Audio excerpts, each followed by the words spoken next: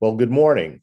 I'm Phil Russo, the PropTech Insider Special Correspondent for Commercial Observer. And I hope you're all hearing me because I'm not, and I'm not seeing me. But in any case, it's my pleasure to welcome you all to our third annual Building Tech Forum, rewriting the blueprint for today's most advanced projects and properties.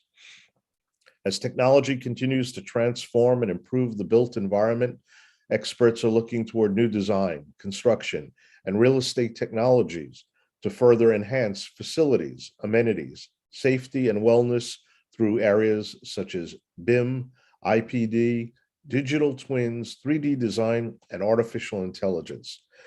These progressive innovations are giving industry leaders a serious competitive advantage.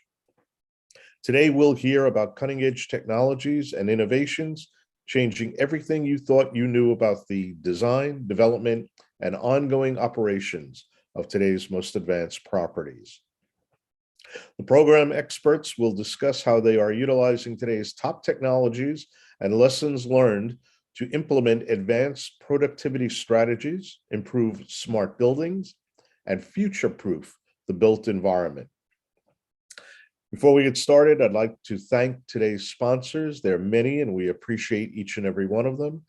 AKF, AMA Group, Atmos Air Solutions, Buyer Blinder Bell, Broadway Construction Group, EP Engineering, Gilbane, Grassi Advisors and Accountants, Janus International, JB&B, JRM, KPFF, Langen, Lend Lease, Plaza Construction, Prescriptive Data, Sciami Construction, Smart App, STO Building Group, Suffolk, Tartar, Kinsky, and Drogan. I hope you had a few sips of coffee to prime yourself after that. A couple of quick housekeeping items before we get started. All attendees will be muted throughout the event, but we encourage you to submit any questions you may have for the speakers throughout the program. You can do this by entering them into the Q&A box on the bottom of your screen. The moderators will reserve time at the end of each panel to address as many questions as possible. If you're looking to connect with today's speakers, let us know. You'll receive a live poll at the end of each panel asking if you'd like to connect with today's speakers. We'll pass your contact information along to all speakers you select. Now it's my pleasure to welcome our opening fireside chat, Terry Bagley, President, Industry and Partner Relationships, Janus International, and Travis Morrow, President of National Self-Storage and Chairman CEO of Store Local. Thanks, Phil. This is Terry Bagley. I'm the, as Phil mentioned, the President and of Industry and Partner Relationships for Janus International. And with me today is Travis Morrow. Travis has multiple titles as he's very much involved in the self-storage industry. Travis is the President of National Self-Storage, one of the premier operators in the self-storage industry, and is also the Chairman and CEO of Store Local, which is a cooperative that has thousands of members in the self-storage industry. And Travis is a longtime industry player and expert. We've known each other for a long time. Travis, we actually served together on the Self-Storage Association Board of Directors, which is, I think, where we first met each other. Recently, Travis was involved in a development in a facility in where he lives in the Tucson, Arizona area, which was the 2019 Facility of the Year award winner, which is a gorgeous facility. So a great person to ask questions of and share this time that we have together in during this fireside chat. So let's get going, Travis. We only have about 20 minutes or so, and I think two things. One is I'm not sure how many of our audience are familiar with self-storage and what's been happening in our industry, in our segment of real estate.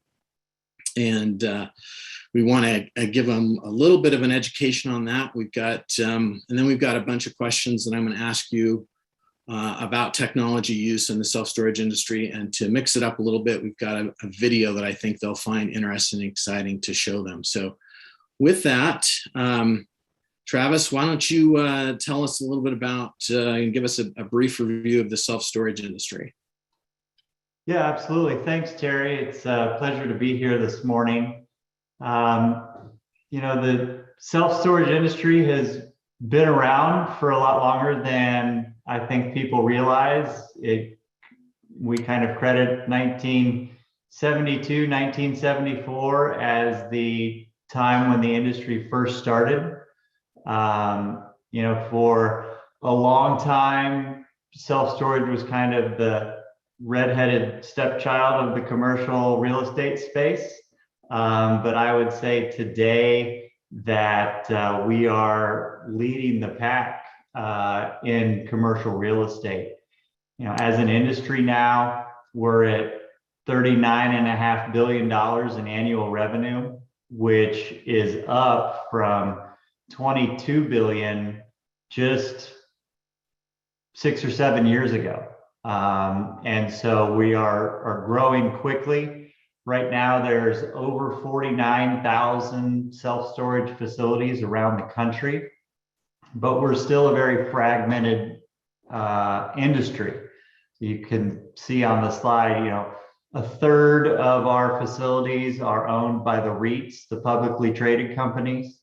The next 94 operators in the country own another 16% of the facilities, which leaves over half of the individual facilities owned by small operators that we kind of call mom and pops.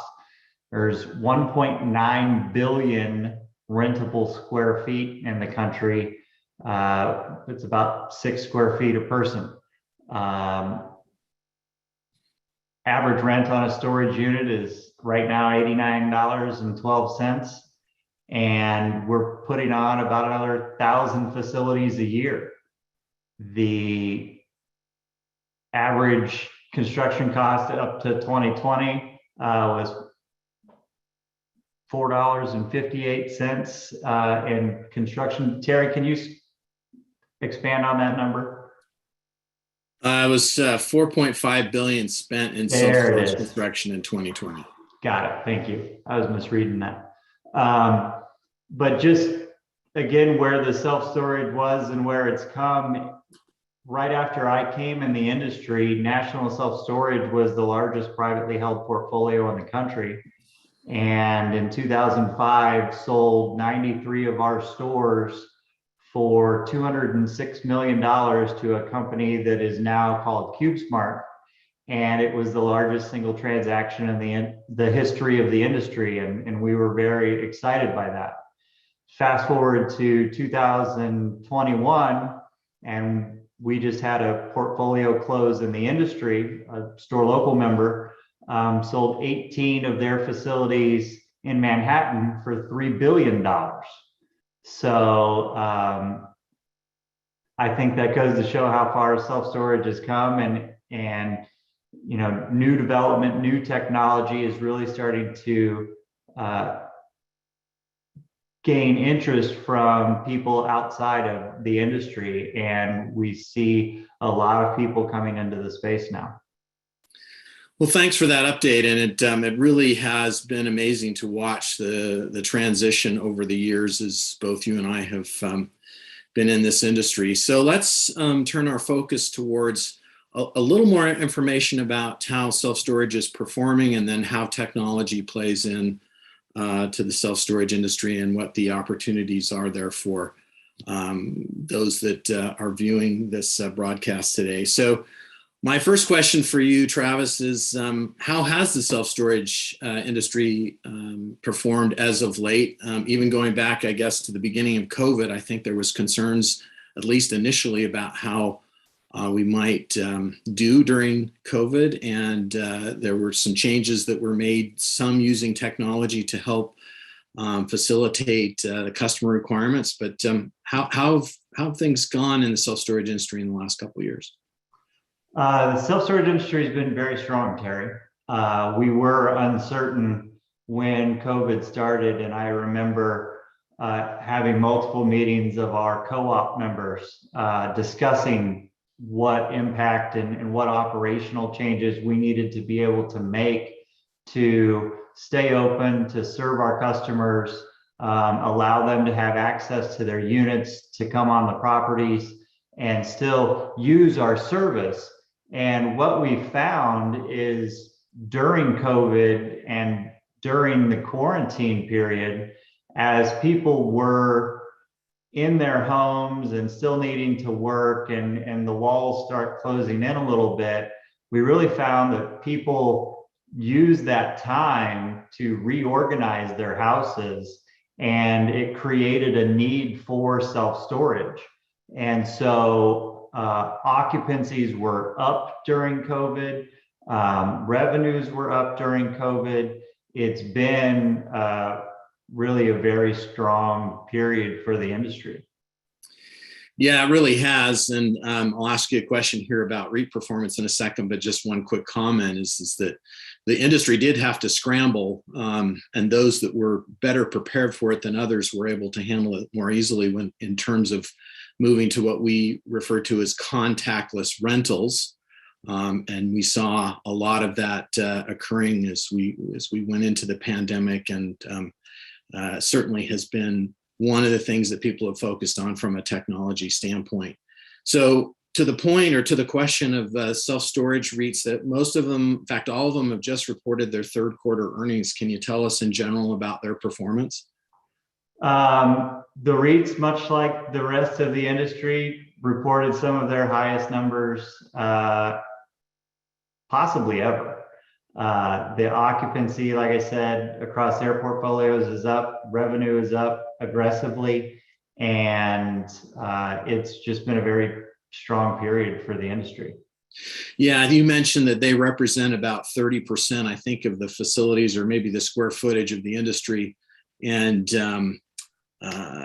representing that amount, their occupancies, I think, are historically high numbers, somewhere between 94 and 96% occupancy, which is really unheard of. So, and really, that's slightly higher than the rule of thumb in the industry. We like to have one of every unit available when any customer comes to our website or comes to the facility, and we try to price our units accordingly. But what we're seeing is the demand is almost outpacing our desire to match the revenue management requirements required to keep that 92% level. So again, it's just very strong in the industry right now. Absolutely. Well, interestingly enough, the self-storage industry, as you know, has lagged other industries in the use of technology, and they're playing catch up, quite frankly, at least from my perspective. Do you agree with that statement, Travis? And if so, why do you think that is? I agree with that statement wholeheartedly. The industry as a whole are traditionally late adopters in most everything that we do. I think we were holding on to our double truck yellow page ads till the very end, and getting members onto websites, 10 years ago was still a thing that we were talking about. And so just as a group, it took a while for the sophistication of other industries to trickle its way into self-storage. And there has been some catch up, and there are still plenty of people that are perfectly comfortable with a highly occupied facility that's generating all of the cash flow that they need for themselves and their family, and don't see that the requirements of the customer are changing. And that's the facilities that I'm building are created to meet the demands of my customers, not my own personal preferences. So in a way, though, this provides an opportunity, perhaps for many of the participants that are on the broadcast today, because it does provide existing and new developer operators the opportunity to differentiate themselves by using, the latest and newest technology solutions. What are the key components or elements of automation, and how can they help differentiate a self-storage operator today? There's a few components to it from an automation standpoint. The first part of the process is your website that I mentioned earlier, and the customer being able to find you, execute the lease that we require people to sign, take the payment, and then once that happens, we then need to get them access. And I'm talking about the contactless or touchless rental scenario that you mentioned earlier. So they go in, they're on their phone, they're on our website, they execute the move-in, and then we've got to get them into the facility. And how we pass that information to them via text message, to then download an app on their phone, which then grants them access not only to the facility, but with certain technologies like Noki Smart Entry, access to their individual unit. And that allows us to move in that customer without any interaction one-on-one with our managers that are on site. And so those of us in the industry that have that ability, I believe, are at a significant advantage, because, think of how much we do on our phones. I don't see any reason why self-storages can't be the same way. And finally, the technology is allowing us to do that. So you've got the website piece, you've got the access piece, and then I think moving forward, there's going to be some additional, video pieces and other things that really allow the self-storage facility to become more autonomous and not require as much interaction between a manager on site and our customers. Okay. Well, I think that was really beneficial, but there's nothing like being able to show our audience kind of how this all comes together. So I'm gonna have the operator cue up the video, and we'll start that in just a second here. Let me preface it by, we wanted to show you a video of a self-storage facility that kind of went through the construction phases. We have a customer in a company called Store It, based in Minnesota, that we did this with, that talks about the construction phases, the implementation of technology, in this case, automating the move-in process with access control, and really bringing the opportunity for tenants, customers, to rent units whenever, wherever they want, especially utilizing smartphones, which is become ubiquitous in the industry. So if we can play that video, that would be great.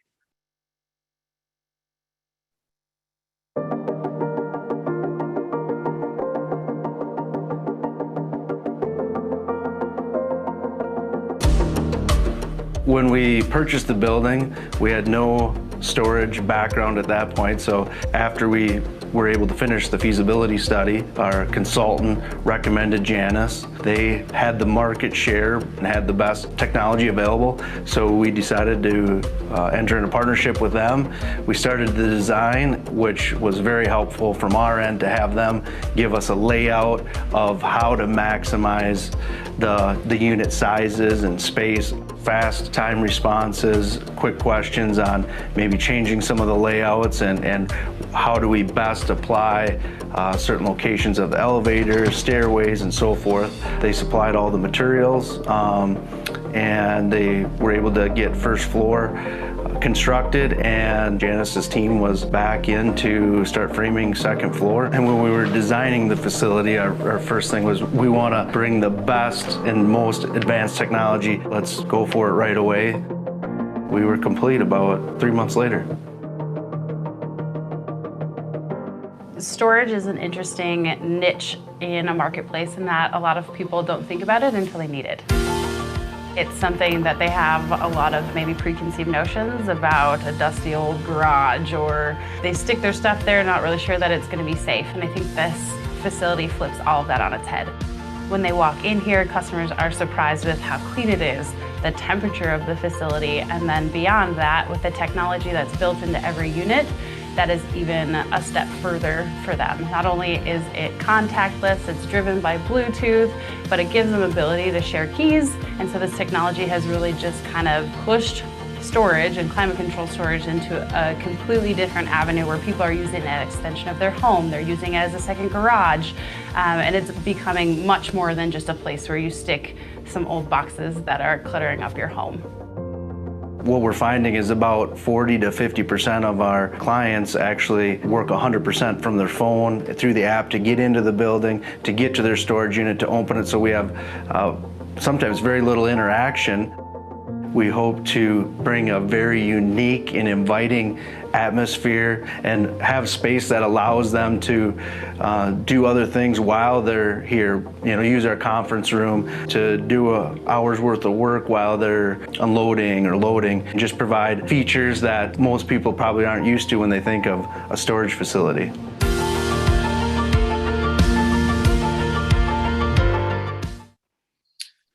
All right, well, that was hopefully a great introduction to self-storage and gave you a sense of a new self-storage facility that was built recently that implemented the Nokē Smart Entry technology.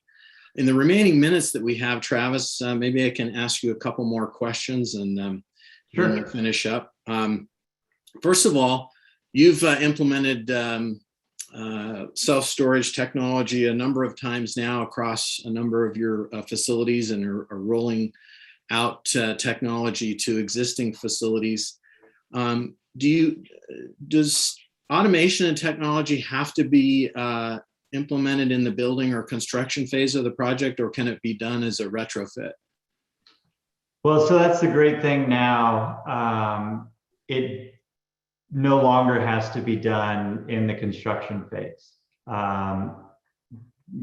The new Nokē One product that you all have, for example, is what I'm using at a lot of my facilities, because it's essentially changing out a door hasp with 4 bolts. And so we're taking away the old manual hasp, replacing it with a smart lock that has that Bluetooth connectivity. And it allows me to take my older facilities that have been around a while and update them with this new technology. So that was a key driver for me to be able to upgrade my facilities, was the fact that I didn't have to go in and do extensive retrofits or running wires everywhere and doing that all while I have tenants in the units. Now that can be done in the same fashion that we've always done when we've had to replace a door at a storage facility. Okay, great. Last couple of questions in the remaining minute that we have. So you probably need to be quick on these, Travis. One is, how have these key components and elements of technology helped differentiate your brand and facilities? And then what advice would you give to a developer that wants to develop or operate a self-storage facility? So I'll be very quick. I'm concerned what my customers want and the experience that my customers want to have at my storage facility. And having the ability to not have to remember your keys, not have to buy a padlock, to be able to access their stuff through their phone is the customer experience that people want, whether it's their grocery store or their bank. It may as well be their storage facility. As far as advice goes, I would say that self-storage is still location-based. Definitely do a feasibility study. And if you're going to build a storage facility today, you don't want to open your doors and have your facility be out of date. So I would strongly recommend you take a look at all of the automation options out there and make sure that you include them in your development. Well, and I'd add to that as we finish up here that Store Local as a co-op really provides a great avenue for new owner operators and developers to learn more about the self-storage industry and get familiar with that, and ultimately getting advice and help in terms of operating their facilities. So with that, both Travis and my contact information, as Phil mentioned, is available if you'd like to get more information on the self-storage industry. And we'd love to help you with that. And with that, Phil, I'm going to turn things back over to you. Thanks for your time. And thanks, Travis, for... Thank you, Terry. You bet. Well, thank you to Terry and Travis as well. We are now going to go to our first panel of the day, which is the technologies that drive creative real estate design and construction. Raul Saw, and I hope I'm pronouncing his name correctly, Director of Virtual Design and Construction at the Gilbane Building Company, will kick off the panel with opening remarks.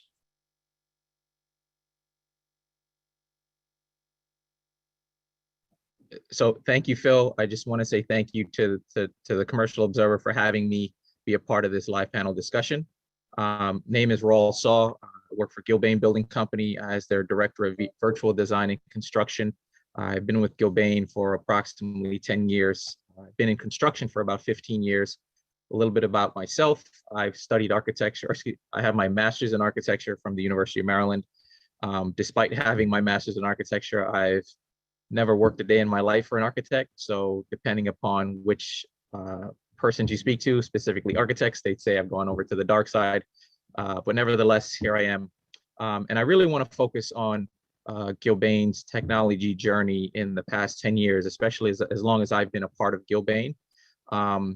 So for as long as I can remember, and I'm sure many of you share the same sentiments, many of you in the same seat as I am share the same sentiments, is for as long as I can remember, we've always been inundated with a number of different technology programs trying to break into the field of construction.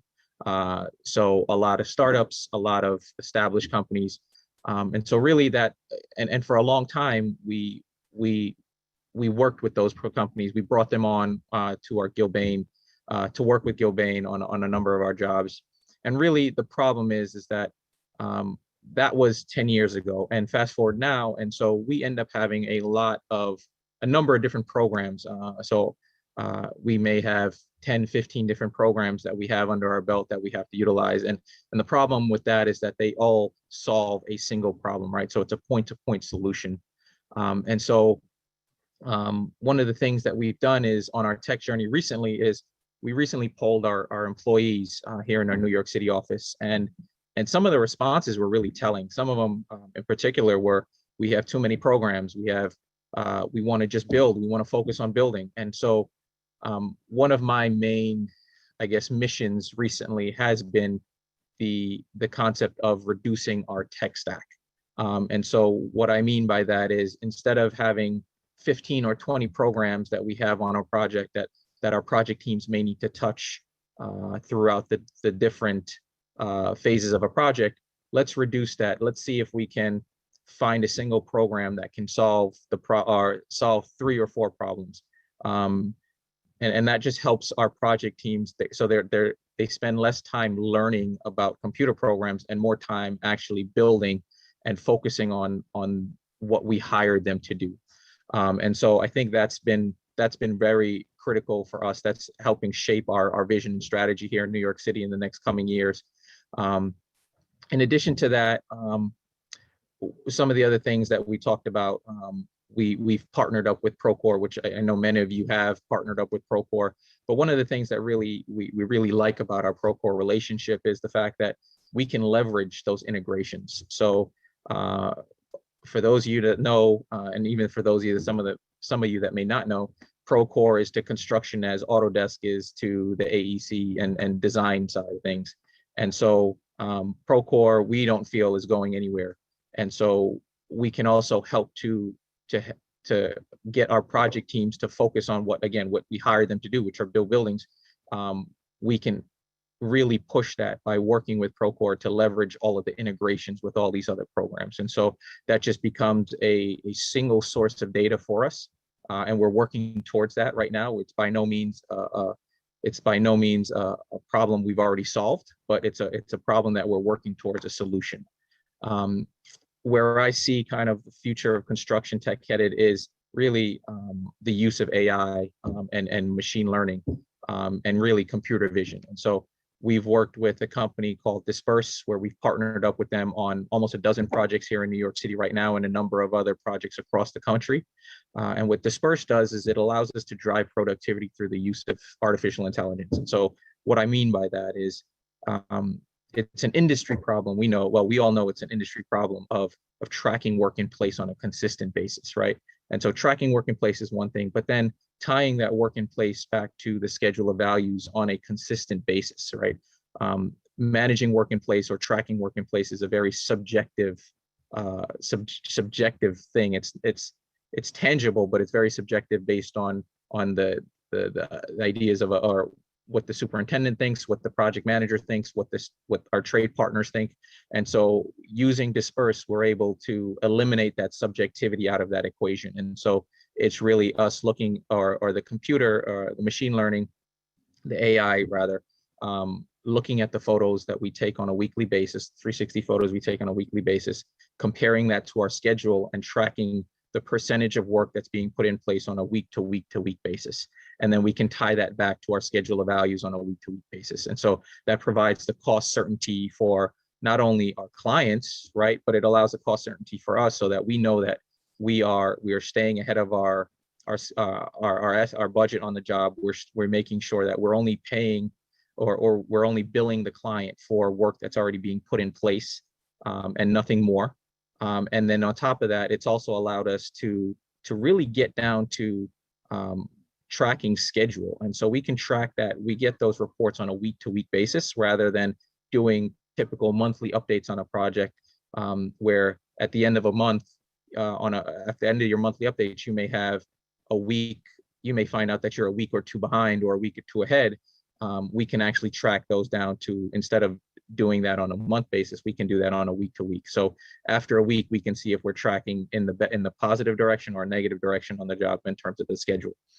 And so lastly, I think we're really taking that Disperse partnership to the next level. We're working with them to drive productivity. We're working with them to manage that QA/QC process, right? Because it's one thing to manage the work that's being put in place, but it's another thing to make sure that work being put in place is actually correct and installed in the right place. And so we're working with them to develop platforms to allow us to do that. And lastly, we can use that to track productivity and manpower across the job site. And so we're working on that as well. And so with that, I just want to say thank you again to the Commercial Observer for having me, and looking forward to hearing from the rest of the panelists.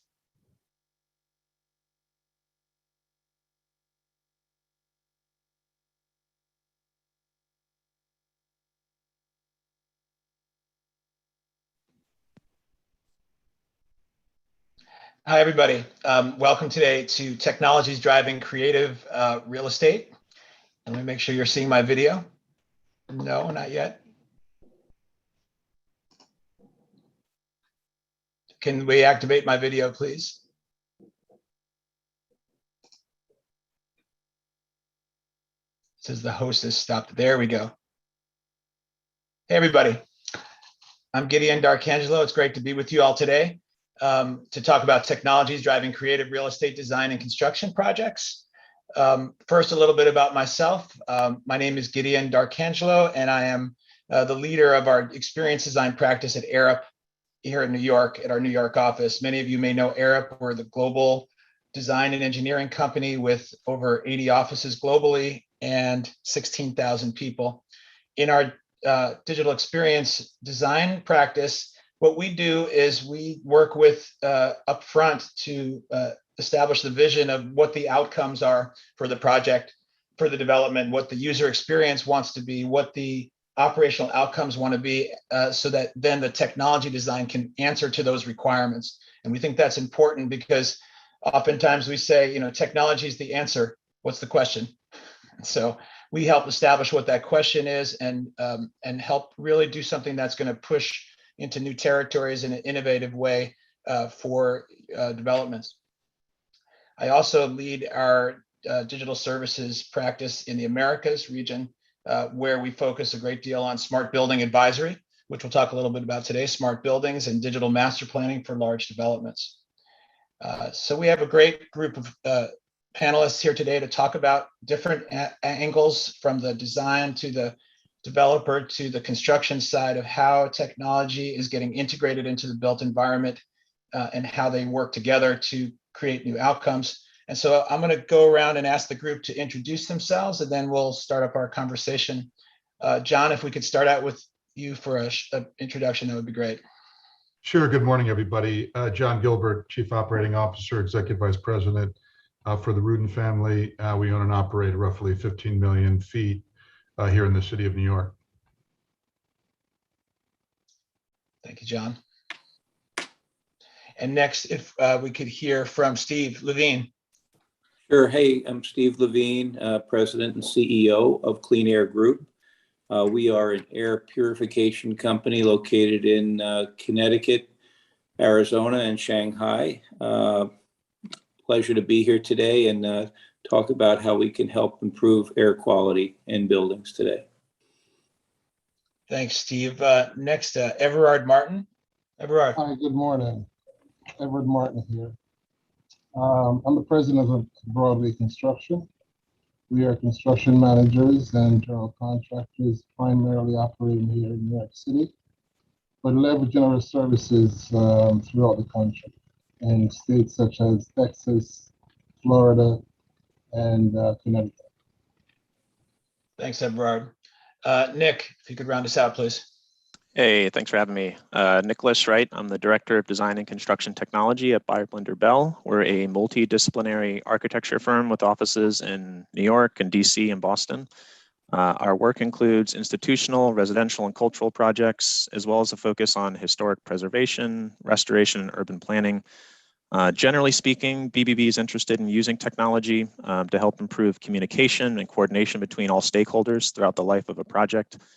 We find this helps makes projects run more efficiently, makes our teams more effective, and just generally delivers more value to the client. Whether that involves advanced reality capture, new visualization tools like real-time rendering or virtual reality, or things like scripting and data-driven workflows. We're always looking to find new means to deliver our projects in a more timely and well-coordinated manner. So I'm happy to be here. Great, thanks, Nick, and thanks, everybody. First question, I'd like to focus, there's been obviously a lot of discussion in the past couple of weeks about decarbonization and carbon footprint of construction projects. And John, be interested if you could share some of your thoughts on how some of the efforts around decarbonization might call for new technologies in the built environment. We have Local Law 97 in New York that's bringing pressures on reporting and performance of buildings. There's a new similar situation, regulation in Boston. So we're really feeling this close to home, and there is this global effort around real-time reporting of how buildings are performing from a greenhouse gas perspective. And if you could share a little bit of your thoughts on how technology might play a role in that. Sure. Thanks, Gideon. The issue here, I think, is as we look at construction and design, all of those things the data that we collect through that process, whether it's a BIM file, a Revit file, all needs to be transferred into the operations side of the business. So I think our friends at Gilbane put it correct when, we don't want to die the death of multiple point solutions. So what we do at Rudin is we're really focused on really the 10 steps that are going to get us to carbon neutrality. And the first is, and we use a system called Nantum. It's an operating system. It is a single pane of glass. It does allow us to grab all the data within the building, see it, whether it's energy related, carbon related, water related, workflow related. So the first step that I would say and suggest to the property owners out there and the large enterprise customers, who are ultimately going to have to respond to the new SEC filings regarding carbon accounting, is get your arms around your data. Really understand how to measure the energy intensity within your space and within your buildings. Second step is really try to measure the carbon emissions across an entire portfolio, understanding that there's a direct relationship between the consumption of electricity and the production of carbon, as well as steam and natural gas. Then step 3 is begin to track all your energy reduction projects and really understand in real time what that return on that investment is. Fourth, automate your benchmarking reporting. This should not be a 30-day look back. It's got to be in real time, understanding exactly where you are vis-a-vis your reporting and your consumption patterns. Fifth, understand how you're going to integrate solar, on-site generation, fuel cell, and battery storage, and be able to ultimately use that as an arbitrage against the electricity markets. We don't have a lot of short fat buildings, so solar is really not an opportunity, but we do have an opportunity ultimately to store electricity in batteries. We've got to get the FDNY on our side, but that's another story. Use the artificial intelligence in terms of occupancy tracking. There's, Gideon, there really is we've got to figure out ways to use less, find more, and then prove it. So this is on the use less side. We use occupancy ultimately to correlate and integrate back into our BMS to adjust our fan speed as people go in and out of the building. Automate peak demand charge. Understand that as the month goes on, that peak demand, you need to stay below that peak in order to make sure that you're paying what you should be paying. Automate portfolio demand response, hugely important. And then finally, we get to the find more aspect of it. Begin to look at ways to procure renewable energy. Local Law 97, the law that they passed up in Boston, there's a premise that we can actually, through efficiency and optimization, get to carbon zero. It's not possible. You need to ultimately, at the end of the day, be as efficient as you possibly can, but then procure renewable wind, solar, hydro in a way that ultimately can reduce your carbon footprint. Step 10, you got to be able to prove it. The regulators are going to come knocking on your door at some point. We're working with KPMG, a company called ClearTrace, to ultimately identify real-time supply, and then to be able to blockchain that, to be able to turn that over to the regulators and say, here's my immutable ledger. I did what I said what I did, and here's proof of it. So those are the 10 steps that we think is important to follow. The COP26, there's going to be a lot of information coming out of that. SEC carbon reporting rules are right around the corner. So property owners, as well as big enterprises, have to begin to get their arms around their consumption data and then convert that into GHG equivalents. Yeah, I can see a lot of needs for technology in those 10 steps, John, every step of the way, and particularly on that last one about prove it. And I can imagine that we're going to be seeing, this, what was once a one-time certification for carbonization be something that maybe becomes quarterly, that then becomes an ongoing real-time reporting that is required for a property. Yeah, carbon accounting, who would have thought, right? Right. That's a huge, all the big four accounting firms are focused on this, and property owners, as well as large publicly traded entities, are going to have to prove out what their consumption actually is and was, and then project forward. Yeah. So there's a lot of talk about getting your arms around the data there and what you were saying, John, and I think that is interesting, ties into, we're talking a lot about energy right now, but it also relates to wellness and health and wellness of the buildings. And there's a lot that can be done now with IoT sensors and building management systems that allow to you understanding things about the quality of the indoor environmental quality. And I wonder if we could turn to you, Steve, and talk a little bit about that. And how is the new focus on health and wellness of the interior environment, as we return to office, return to airport, played into the some of the needs for technology to help support that the health and wellness of the interior environment?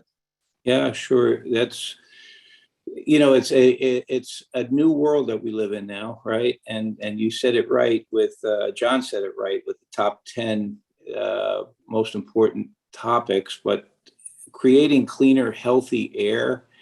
The pandemic has brought kind of a renewed focus on the quality of air people breathe, and it's an integral part of restoring confidence, right, in the safety and user experience.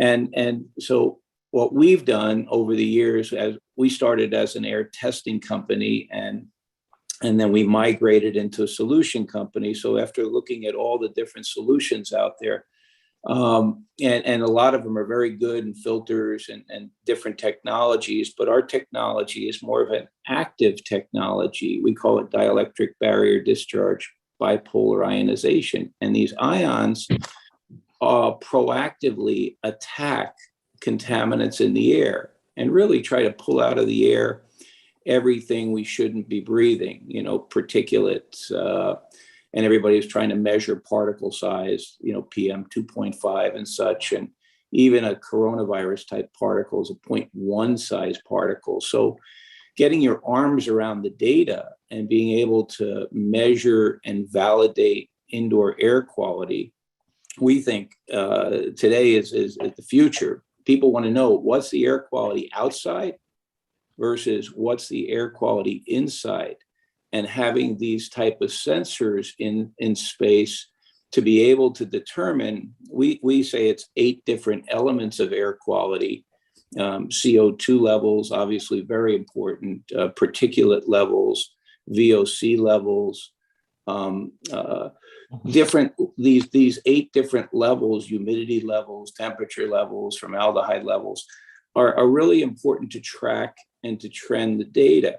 And once we get our arms around this, if we can really clean the air and then try to recycle cleaner air, then we're actually reducing the amount of outside air we have to bring in and recycling a cleaner, healthier air. So it actually is helping to reduce the carbon footprint and brings it full scale. And this is what we've been focusing on as a company. And everybody interested in getting back to work and to travel, it's a confidence that they need to see an active solution. Most of the solutions out there, I said, are passive. And if you can combine the passive with the active, and really, I believe every building is going to have, like John's, a system that you would see. This is the air quality outside. Now I come into a building and this is the air quality inside, and to build confidence that you're going into a cleaner, healthier environment and one that's being monitored and tracked. I think that's the future here. And I think automation and having the right technologies in place will give people that confidence to get back to, like you said, back to work, back to travel, back to sports, back to school. It's all about building that confidence. Yeah. Do you think, have you seen clients, you talk about being able to compare the air quality outside and the air quality inside as you cross that threshold? Do you see clients, or do you think that people will require that information be shared, if you will, publicly, or not just with back of house facilities management, but perhaps with occupants of the building as well? Well, transparency is a big issue, right? And I really believe that's where the future is going. Yes, it's in buildings, BMS systems and automation systems, but as people are coming back to the office and carrying their own personal sensors, I'm seeing this now. Yeah. They want to know on their own personal space what their air quality is in their own personal space. So if a building has this already in place and they can give the occupants, these tools to know that, hey, the building has the technology in place. They're measuring the air quality. They're monitoring the trends and the data, because air quality changes from day to day, right? And Yeah. whether it's a beautiful day outside or whether we're experiencing fires and the fires are contributing to more particulates, that air quality is changing. So you want to be up on that. You want to be trending that data. And I believe transparency is coming more Yeah. so than it ever has before. Yeah, I really think so. That's a great theme. Actually, one also, Everard, we were talking a bit about the value, the importance of transparency, and it was interesting hearing Raul talk about some of the tools that are used in the construction process to allow teams to know what's happening on site, to have that transparency to where the project is at any given moment, and get that feeling of trust and reliability as people are increasingly, let's say, traveling less to site, but needing to know what's going on site. And I was wondering if you could talk a little bit about how you use technology to create that sense of trust and transparency on Yeah, your sure. Sure, Gideon. Thanks again. Certainly, as we see in today's life and world, so many moving parts, so many technology throughout the industry. Presently, we're trying to solve for primarily 5 things, right? Just to put it in a acronym sense, it's called CCAT, right? So it's collaboration, efficiency, communicative, affordability, and transparency. And transparency is one of our 8 core values here at Broadway Construction, and everything that we do, we make sure that that's being leveraged across our entire platform. So there's so many tools and technology being used. We have different documentation systems that are being leveraged across our job sites and throughout our platform. We have construction site, SmartVid IO, on-site IQ. We're using open space and drone. So these are different technologies that are being used across the industry in our line of business. This brings data, documentation, schedule, budgets, all to the forefront. The things that the clients are more keyed on a day-to-day basis. In terms of our safety monitoring, which is very important to our financial position in the industry, and certainly create that level of competitiveness across the board, and transferring those savings back to the owner. These tools are also helping to propel that from that perspective. 360 photo mapping, walking into a site and being able to document what's happening.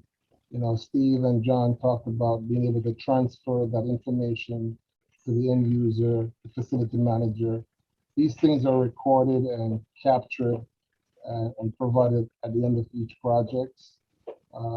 But as far as Broadway Construction is concerned, we are trying to make sure that we, get our teams engulfed in the proper use and the effectiveness of these different tools. We're not trying to use every single tool that's out there. We're trying to find the one that works best for us and can really solve these 5 different disciplines within the industry.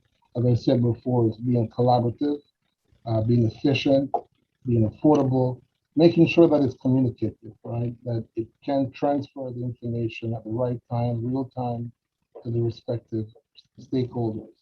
And last but not least, being transparent, showing them what we're doing and how we're doing it, and making sure that they're part of the process throughout the entire phases of construction.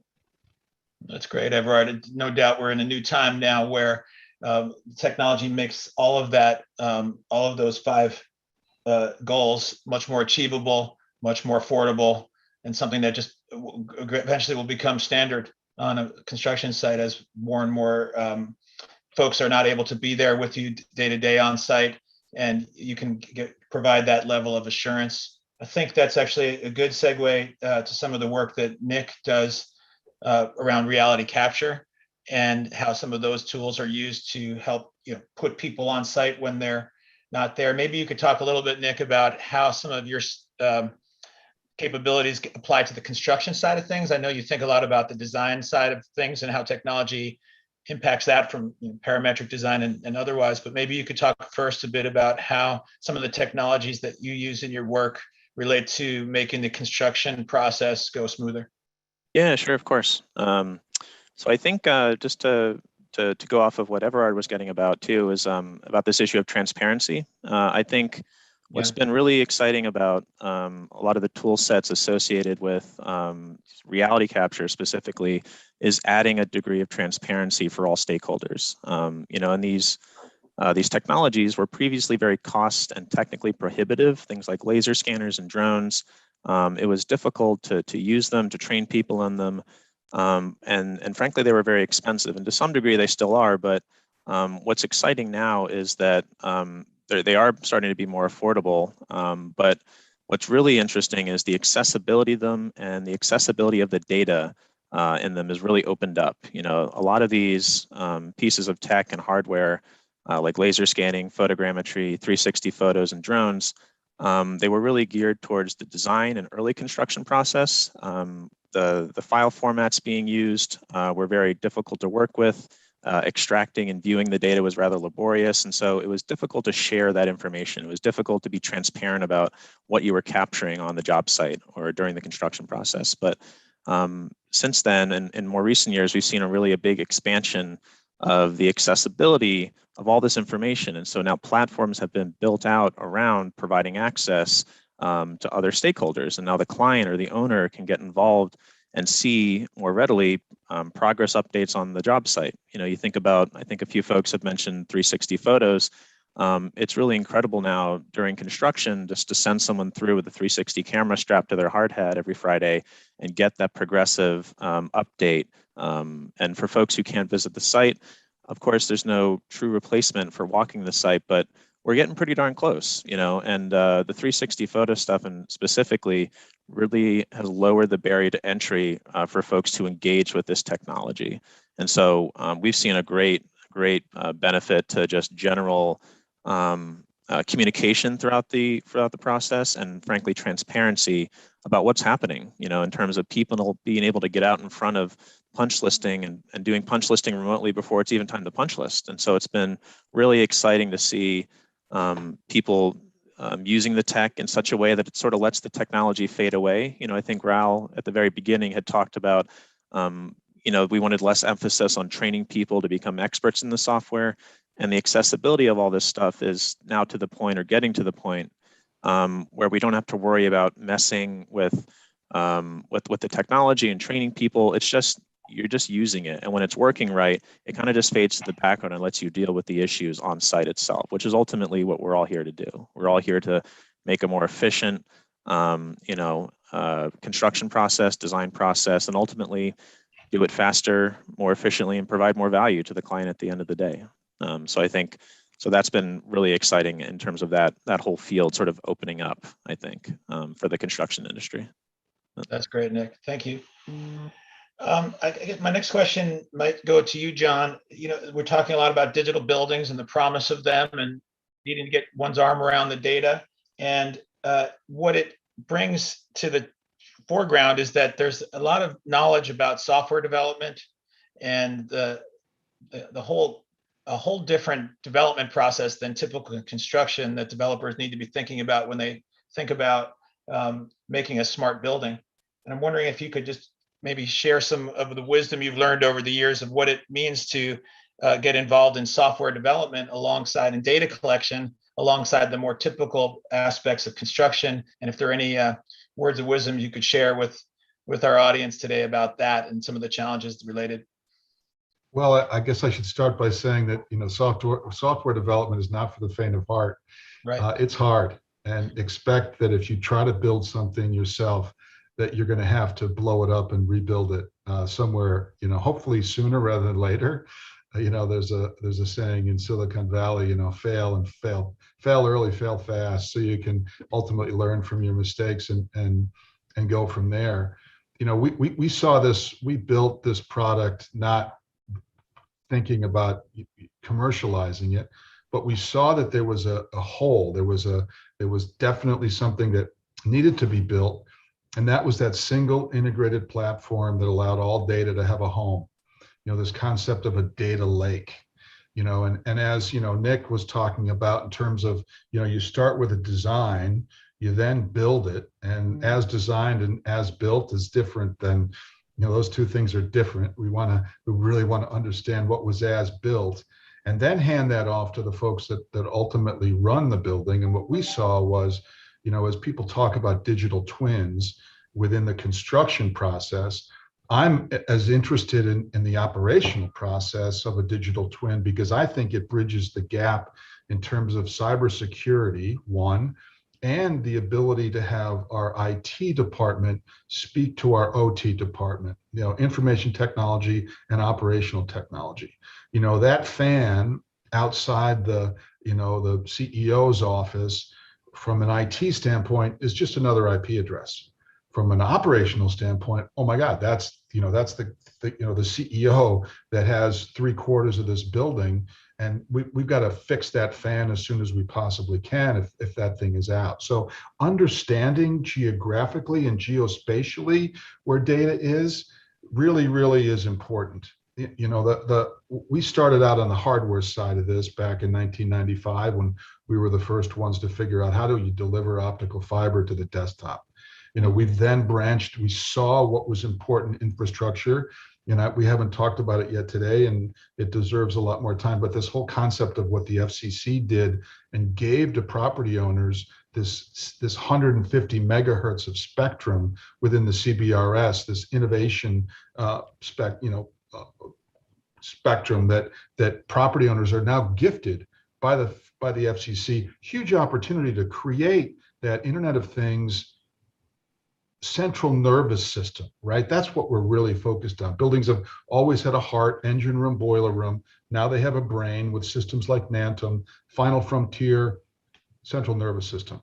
What is that network that's grabbing data? Can I get into my tenant space and grab data and then give it back to them as quickly as I possibly can to deal with issues like indoor air quality, to deal with issues like space utilization, to deal with issues like predicting and fixing leaks of water. So it's all of that as we look, and then CBRS begins to enable things like robotic cleaning and robotic parking, because we have this very dense network now that we can ultimately tell machines to do things, sense data, grab it back, and then create that very quick feedback loop to our customers. So there's a huge opportunity right now as we look forward into the prop tech space to basically leverage things like CBRS as infrastructure so that we understand what our job is, which is to enhance the experience of the people that live and work in our buildings. Yeah, you mentioned something there, John, which I think is very interesting and spot on as to where we are in this journey. We talked about BIM for design. We know about BIM for design. We know about high fidelity digital twins that can be delivered at construction. So as designed versus as built can be captured in a high fidelity model. What we haven't talked a lot about yet is as operated and how that model is used during operations. And I think that there's really uncharted territory in there for the value of what that level of modeling and fidelity and spatial knowledge of your building tied to data that you're receiving real time about how devices are performing in that network on a converged platform can afford us. Nick, I know you think a lot about digital twin work and BIM modeling. And I'm wondering if you could talk a little bit about how you might see that work progressing through design, through construction, past commissioning and into operations, and what the value of that digital twin could be. Yeah, sure. No, this is something that BBB is really interested in right now. And I think we're at a really interesting junction point.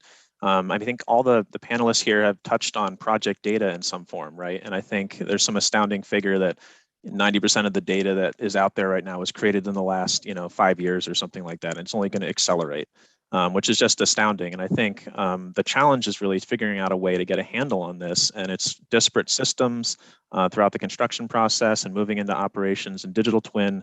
what seems to be a byword for 2021 really seems like is coalescing to be sort of the central platform to sort of house all this data and this information.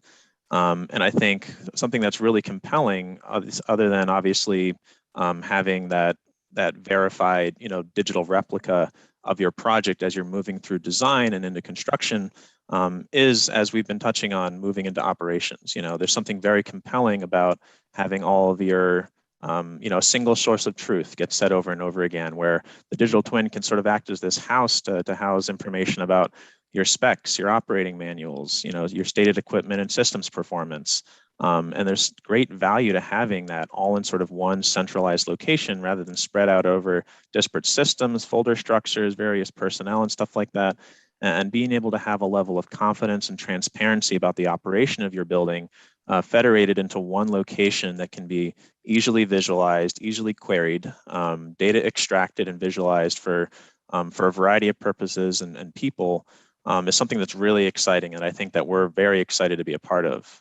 We're sort of at this interesting junction point too, where we're kind of, I would say we're past early adopter, but we're not quite to early majority yet for this technology. And so there's a lot of opportunity for people to steer the conversation and steer the technology in interesting directions that we're seeing.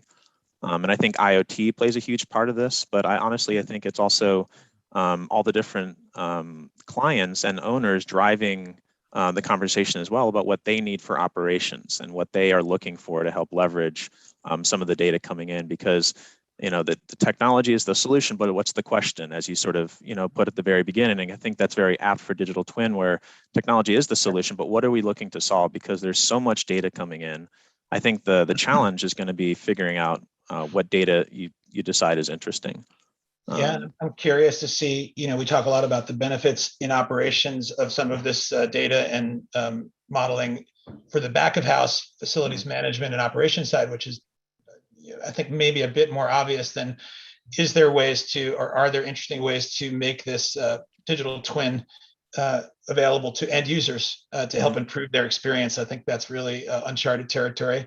Not sure that there is, but my hunch is yes. And I'm curious as we'll discover that as this technology matures. Steve, I'm curious as you're listening to this conversation about data and the value of it being shared within one federated system for your clients' properties. What kinds of requests have you been seeing? What kind of challenges have you found with making the data that Atmos Air is working off of and collecting? Is that something that is part of your platform to share out into other systems? What are some of the challenges and requests that you've been seeing around data sharing from the health and wellness side of things? Sure. So, we've come a long way, right? We started as this air testing company that would come into a building and put their air testing devices in place and test air quality, and have to send some of that out to labs to get identified, as to what the true air quality was. And then that's kind of migrated into solutions, and the solutions that we found over in Europe, we brought over to the United States, was this unique bipolar ionization technology. And now that ASHRAE is finally coming around, this month was the first month that ASHRAE actually put a nice story about bipolar ionization into the November issue. Great educational story for anybody that wants to read. This technology is an active technology, but then combining it with the sensors, because the sensors have come a long way and now integrated into the HVAC system or into the space itself. So you really now have, if you have the sensor, we have this Atmos Smart Sensor on the return side of the air, and the Atmos purification system on the supply side of the air.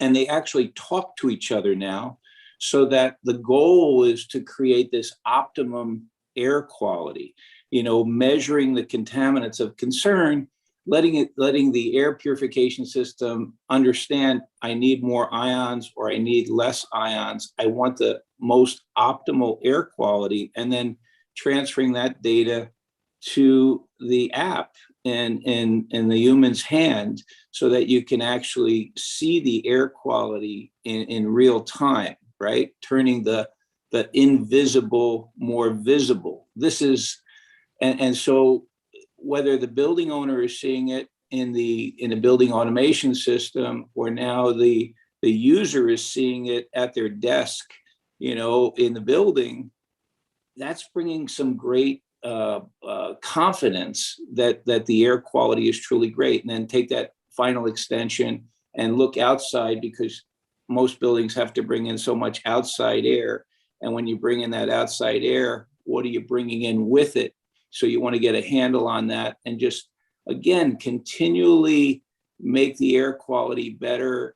Look to create that optimal air quality, because that'll transcend to, people that might have allergies and asthma, having a better work experience if you can pull the dust and the particulate out of the air. People trying to create this ultra health and wellness type of facility. And again, whether that's a building or a school or a sports event arena or what have you, this is what we're striving for. And this is what we're seeing in the technology, the future, how we can create that optimal overall air quality as one of the 15 parameters of sustainability, and then ultimately looking to recycle that air quality to make the best air quality and reduce some of that HVAC load to reduce the carbon footprint, and then obviously contribute to less carbon is what everybody's fighting for here. How can we reduce the energy and create an optimal air quality and let people see it and get confidence with that? Yeah, well, thank you. There's of course challenges, because sometimes the thing that's best for energy consumption is not the best for clean air, and that's part of, I think, the balancing act that we're all going to have to be wrestling with as we move forward. And in fact, ideally having good data about how each of those systems are performing is going to help us with that balancing act. I think we have a couple minutes. Just last question for you, Everard. As you're seeing more and more of this technology integration in the built environment, how is that changing your team and the kind of trades you have on a project? It used to be every device, and you had a certain skill set around MEP, and now there's every single device that has data running to it, power. So curious if that's changing the way you're putting your teams together and making sure that they have the technological acumen to make these smart buildings. No, that's a good point, Leanne. I think the concept of pre-construction plays a very vital importance in the construction process. Understanding truly the intent and the expectations. And many times when pre-construction is taken out of that mix, it doesn't afford the contractor, the construction manager, to fully understand the intent and fully understand the expectations. When those opportunities are available, we endeavor to leverage the right partners from the vendor subcontractor pool to the manufacturer and the suppliers that provide the respective equipment, making sure that they are integrated early into the process. Yeah. So we can assure that the intent is not only fully known, but certainly fully communicated and understood. And then we leverage that understanding to ensure that the expectation will be attained. So pre-construction is very important, whereby we would identify the right team within our organization for that project, get them involved early into the process, and having them understand the total dynamics of the entire process. Leveraging our subcontractor pool, making sure that not only that our subs are pre-qualified and they're financially savvy and they have sufficient manpower. Speaking of manpower, we know that's very limited these days, but notwithstanding, having those things available to our constructability understanding early, I think, is what sets us apart, and having us be able to deliver as promised. So the team, certainly, you know, we have a vice president of technical service, very savvy guy. He's been around the block a number of times, and he gets involved early in the pre-construction, dissects the different systems, how they communicate, how they're controlled, how they're managed, how they're gauged, and certainly, you know, reach out to the respective manufacturer and say, hey, here is the intent, here is the expectation, how do we close the gap? And then certainly getting the subcontractors early in those conversations as well. While there's no guarantee that they may successfully win the project, but at least if they do, they too will be a part of the process very early. Thank you, Everard. Yeah, no doubt that there is going to be a great deal of technical expertise required as we make these digital/physical buildings moving forward that answer to some of the serious demands that are being put upon them. We're at time. Actually, we're a minute past time. We have a question. I'll ask our facilitators if we have time to take one question, or do we need to move on to the next panel?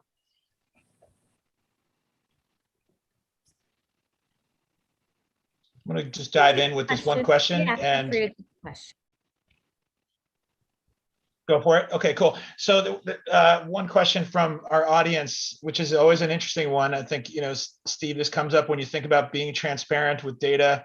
John, you may encounter this as well in gathering all that data and talking about the transparency of sharing that data. How can landlords navigate the potential negative feedback if sometimes when you're being transparent, the data and results are not what you want them, you know, that do not support perhaps health and wellness policies if the air quality is substandard that day? How do you deal with that? Can this sometimes even lead to legal entanglements or interactions? That's what I'm reading here in the question. I think it's a fair question as we talk about openness of data. Mm-hmm. What are the challenges in being transparent if the news isn't great that day? I think net, the truth will set you free. A wise man once said that. I think as you look at, and obviously that you're not going to be transparent on day one, you're going to get your arms around your data. You're going to understand what that data is. You're going to fix what needs to be fixed. If you've got air quality issues, if you've got, you know, water consumption issues, whatever it is, you know, we go to very granular. I'm actually measuring the pH of our cooling towers because that relates to Legionnaire's disease. That's probably not data that anybody within the building is really going to care about, but that's, you know, data that I care about. What we share right now is CO2 levels, temperature levels, because obviously hot and cold calls, we've cut our hot and cold calls by 75 to 80% simply by being able to see discomfort before it's felt and fixing it. And that's all automated. So, you know, I'm not afraid of the data. Before we started this, there was some concern, but as we see how the good job that we're doing in running these buildings, we're all for transparency and sharing this data. Because at the end of the day, if we're really going to solve the carbon problem, and if we're really going to make our buildings more efficient, then our tenants have to be engaged in that process. They've got to be rowing at the same cadence as we are. And if they're not, they own 60% of the problem. Owners control about 40% of the problem. So we need to engage them, and we need to ultimately get into the brains and hearts of everybody who enters our buildings so that they're thinking about sustainability. They're thinking about how can I modify my behavior to decrease the consumption patterns that this building currently has. Here. And I agree with you, John. Education's critical, right? And the more we can educate, even though it's like somebody taking in a casino, a puff of a cigarette and blowing it in somebody's face, you're not going to solve that problem immediately. But if you can attack the contaminants in the space and not ignore them, but be proactive, you know, that's going to solve some of the issues here. But educating everyone on the 8 different elements of air quality and everybody pulling on the same side of the rope, I think that's what's going to help the problem ultimately and create more transparency for everybody. Yeah, Great. I agree with John. The data is going to set you free. There's no hiding from the data, and it's going to force some people to confront some uncomfortable truths, possibly about their buildings, honestly, and it's going to make all of us elevate the expectations for what buildings need to accomplish as we move towards things like decarbonization. So thanks, everyone. Thanks for that question from our audience, and thanks for our amazing panel today. Really provocative conversation about how technology is going to integrate into the built environment. Thank you all. Look forward to the next. Thank you, Gideon. Thanks very much. Yeah.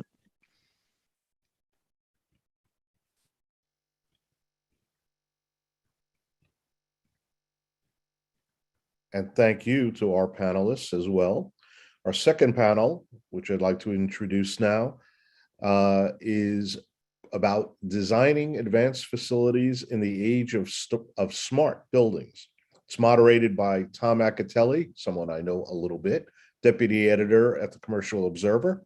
And please welcome our panelists, Sean Hutchinson, Sustainability Evangelist, Siemens Smart Infrastructure, Beth S. Muller, RCDD, RPIAC, Director of Information Technology at JB&B, Joseph Romano, Principal at Langen, and James Ward, Senior Innovation Manager, JRM Construction Management. Thank you all. Go ahead.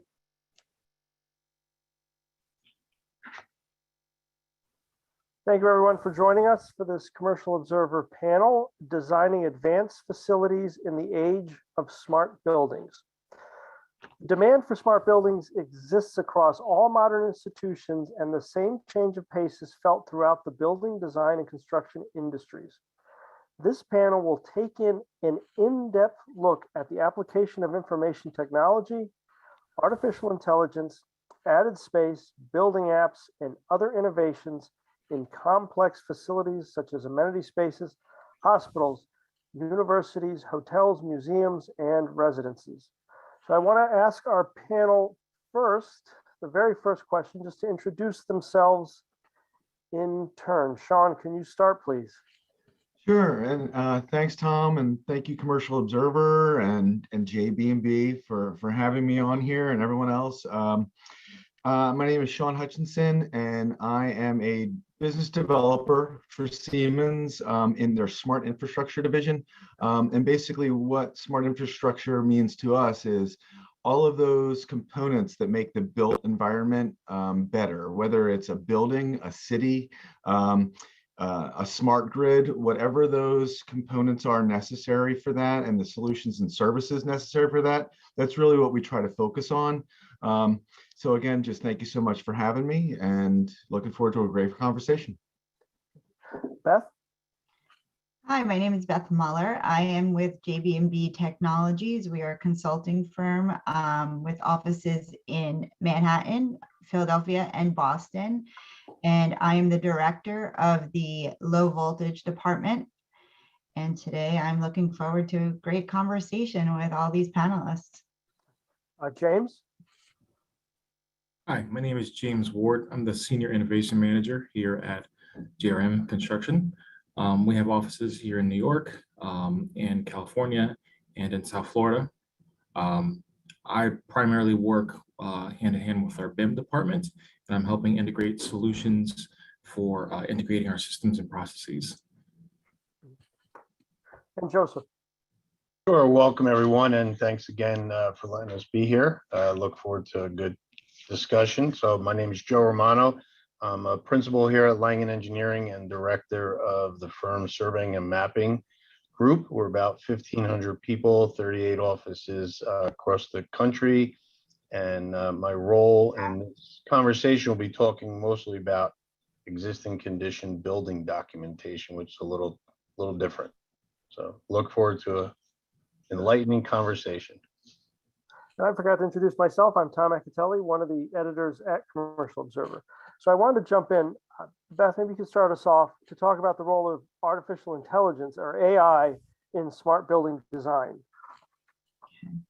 So Though the implementation of artificial intelligence is continually being explored, we're seeing a lot more ambient intelligence, also referred to as AMI.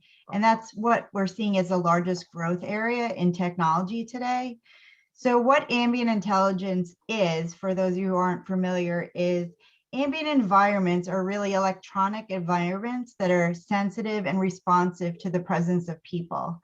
So they're devices that work in concert to support people carrying out their everyday life, activities, tasks, day-to-day rituals in a natural manner. So using intelligence hidden in connected network devices is what we're seeing a tremendous deployment of, and that is often through the use of IoT, or in healthcare applications, we call it IOMT.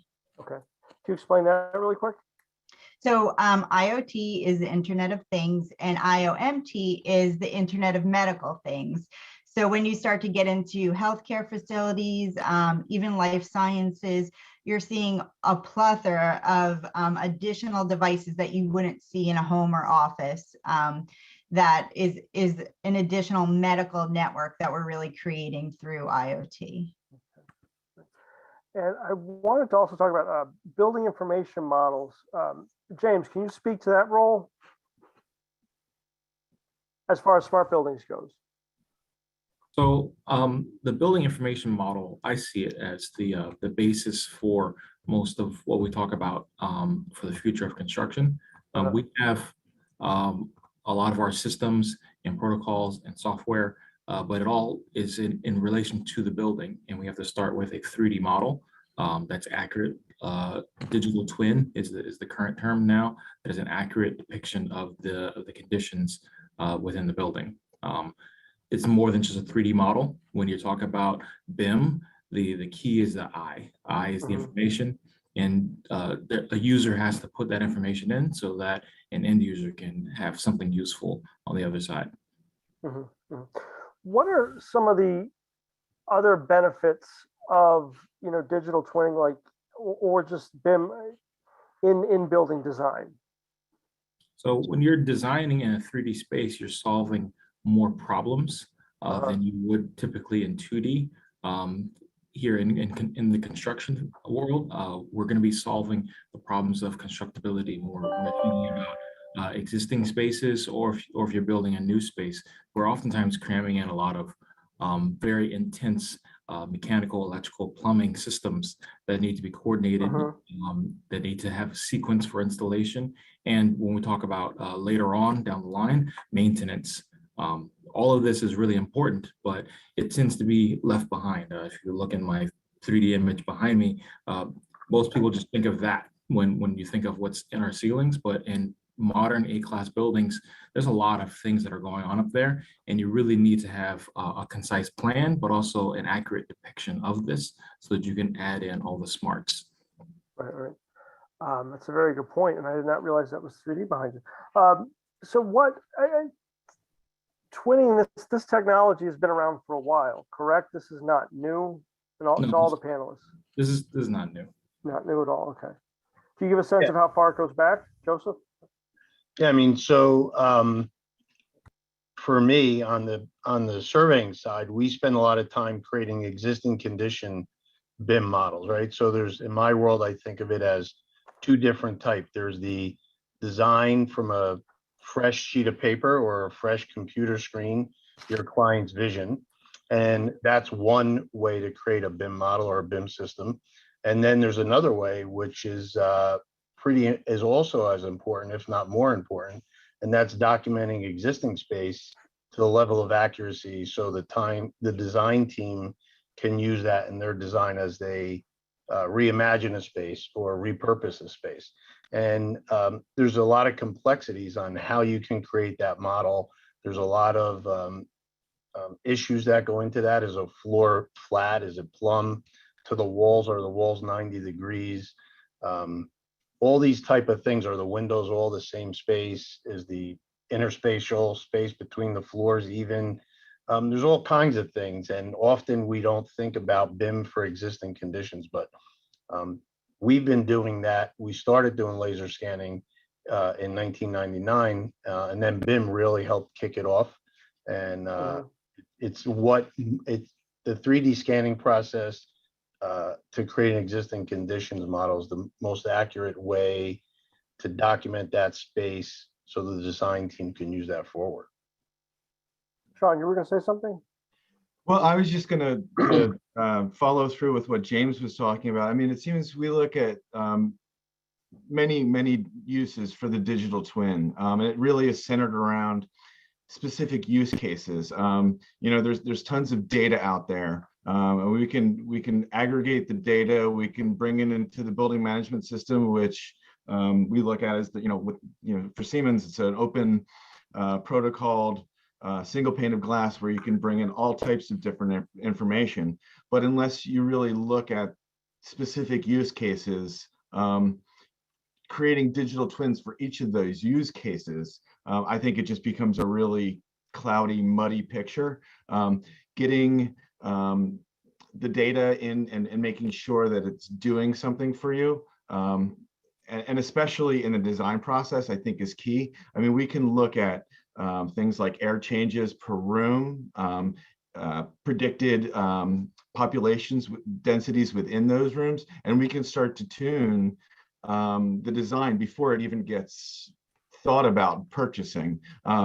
Buying brushstrokes is a lot cheaper than buying new air handlers. So, figuring out those conflicts in the ceiling, not a lot there for you, James, but, those potential impacts, doing all of that research up front, getting that into not even just a building information model, but a digital twin, I think is going to be absolutely the future of design and mitigating a lot of the risks and conflicts in the future. How soon do you bring this technology into the process as far as design of smart buildings? How soon does it have to be brought in? Is it at the beginning? I mean, I imagine at the beginning or toward it. I'm sorry. Go ahead, Sean. You're No, going to go ahead, Beth. Oh, No, you go first, Beth, and then I have a follow-up with some data that I got, but okay, cool. please. I was just going to say how it's so important that the owner or the client, whoever, has this image or vision of what they want the building to do. Like without a vision of what you want your technology to do, it becomes very difficult to get something that really melds together and works hand in hand. There's so many technologies out there that, stand individually or independent and don't have that what we call open API or platform that's going to unify those technologies so they work well together. And I think having that I'll say imagination or vision for what you want your digital twin to do, what you want your building to do, what your ultimate goal is, that it's a rough start. Sean? Yeah, I mean, for sure. So I reached out to one of our account execs.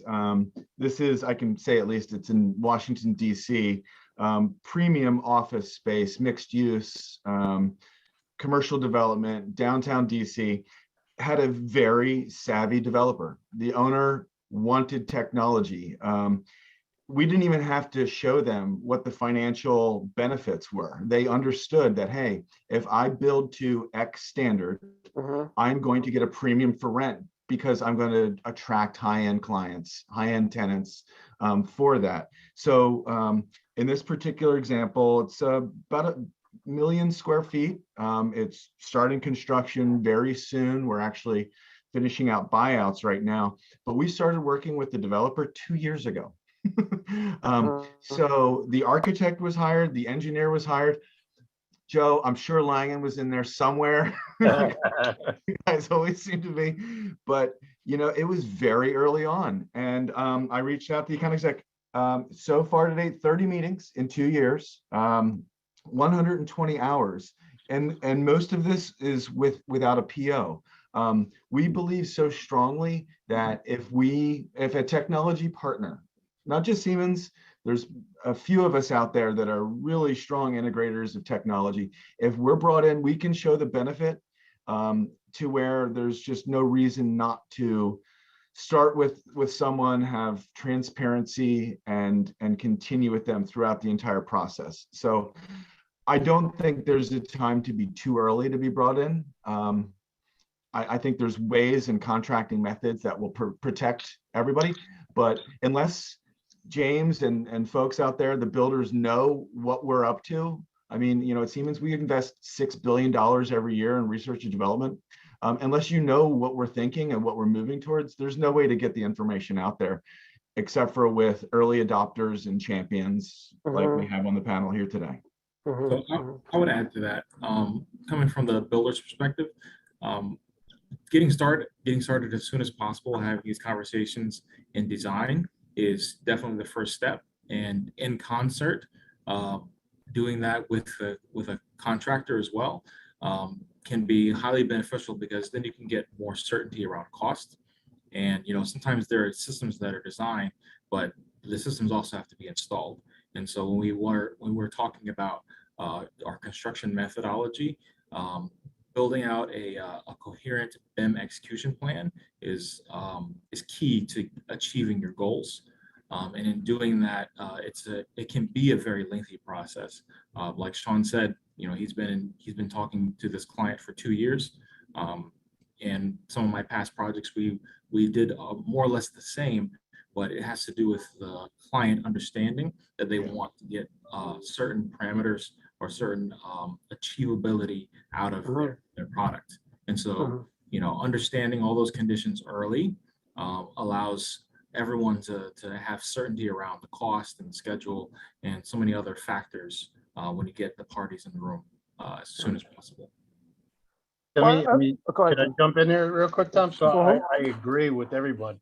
You know, starting with that idea of starting with the end in mind is so important, and it's a relief and a reward to see that owners and developers and operators are seeing the benefits of what we're talking about today. It's been talked about for a very long time. There was a lot of issues with computer hardware, software, and sensors that could make this come to realization. But even when we're starting out with an existing building, my team at Langen would always sit down and want to have everybody at the table that is going to ever touch this model, so we could make sure that everybody's voice is heard before we start. Once you get a certain point down the road, it's very difficult to go back and recreate some of this stuff. So putting everybody at the table early on and getting, as Sean and Beth and James said, getting everybody's buy-in at the beginning, and documented and make sure that everybody's voice is heard is critical. Otherwise, you'll have a failure and then everybody will blame the technology. Right. Are there, speaking of cost benefits, particular ways to make the process cost effective or to know going in? That's harder to quantify. You know, we're often asked for like metrics on exactly how we can identify the cost benefit of doing something in BIM. Typically, when you see like construction projects that are completed, it's less about what you can reduce in cost. It's more like what you can reduce in time and quality. You know, when you have assurance around exactly what an object is that's being installed dimensionally and doing sequencing, you have a lot more assurances about time. And time definitely is money, but it's less identifiable if you've saved time that you didn't know that you were going to lose. I mean, Tom, for us, people will often come and say, just give me a price per square foot. I have a 30,000 square foot building, and we don't want to get in that world. We like to sit down and really understand what people need. And we often suggest a small pilot project within a big building so everybody can accept the data, the workflow, and the final deliverable. Again, to get buy-in early on before you get down the road and have a larger issue. Yep. And I think we're just very early in that acceptance process too. So we don't have a lot of data on what, you know, fully integrated building systems, what the benefit looks like. I think we're getting there. I mean, I know within the past 3 years of 3 really solid examples, 4 that I know where it was a very forward-thinking owner. But I just think the validation has not been really proven yet, but we're getting closer to that because, you know, the evolution of that whole process. Has COVID made a difference? Has the pandemic made a difference in the acceptance or this curiosity or? Well, I mean, I can only speak to certain things like, you know, just that getting people back to an office was a challenge, and having more information about what that environment looked like became very real. So, you know, buildings like hospitals where we had incredible amounts of data just because of the nature of what you have to do there. You have to monitor lots of different stuff for Department of Health and other things. I mean, we had tons of data for different healthcare institutions that we could pull out and say, okay, this is, you know, 15 changes, air changes per hour over here, you know, based on population. We can extrapolate lots of good information on what air quality looks like. And in some cases, we had places where we were monitoring actual particulate count and things like that already. So, but by being able to provide, you know, Beth, we'd talked about before, you know, digital signage for people, like giving real-time information to folks as they're going back into the office on what that environment looks like, what the air quality looks like, what population densities are based on sensors in the ceiling. We were talking about that ambient information. You know, we're getting to the point where all of this data that we've been putting together for many different use cases is coming together to provide real benefit to the users, to the occupants, to everybody involved. I also want to ask, so we discussed the cost a little bit and a timeline. Can we discuss, you know, the benefits of the smart facilities and smart building development for these facilities? Like, what are the benefits against the costs? And how do you get that across? When you say cost, are you talking primarily about first cost, like cost of construction, or operational costs going forward? No, not the operational cost. Just getting this to actuality, and how you get across the benefits to a developer or to an institution. So oftentimes, developers that have done many projects in the past will understand the pinch points and squeeze points of doing construction. You know, if you're building a Class A 1,000-foot tower, or if you're doing a home renovation, we've all seen how costs can be unsure. You can have one item that can have a long lead time that's, you know, because of COVID, or even just because it hasn't been ordered in the right time or sequence because you didn't know you needed it. And that can throw off everything in terms of your cost, because when we're talking about commercial buildings, their costs are determined by a lot of different factors, but they need to also get their buildings open as quickly as possible and occupied. And oftentimes, if you can give more assurance to the schedule, that's going to be something that's great along the line, because you're going to give assurances that they're going to be able to rent as soon as possible. I think that the cost itself, from how I understand your question, is, again, as most of us are saying, are less tangible, but the assurances that you're going to meet your targets, especially for builders that have done this in the past and they realize the pitfalls of not having that much assurance, can be largely beneficial. I think for most of our very large name companies in New York City, they're realizing this because they've done it countless times the old way, and the few times that they have tried it this way, or they've heard it from their colleagues in the industry, they're realizing that the assurances are real. I also, just to add to what James is saying, I think on my side of it, it's really sector dependent, where the efficacies of what is this technology going to do for you, you know, really is dependent on what is the market sector it's being used in. I mean, for instance, in healthcare, you're looking at, you know, a whole patient care continuum. And that's from the time a patient leaves the house to the time they check out, you know, through billing and back home for continued care and education. And, you know, you look at senior living, and a huge problem in senior living these days is, and also healthcare, I'll say, is staff fatigue. And there's certain technologies that can assist and help relieve, you know, some of that staff fatigue. And, you know, we know that we have a shortage in healthcare workers today. So that, you know, that's something we'd certainly want to look at.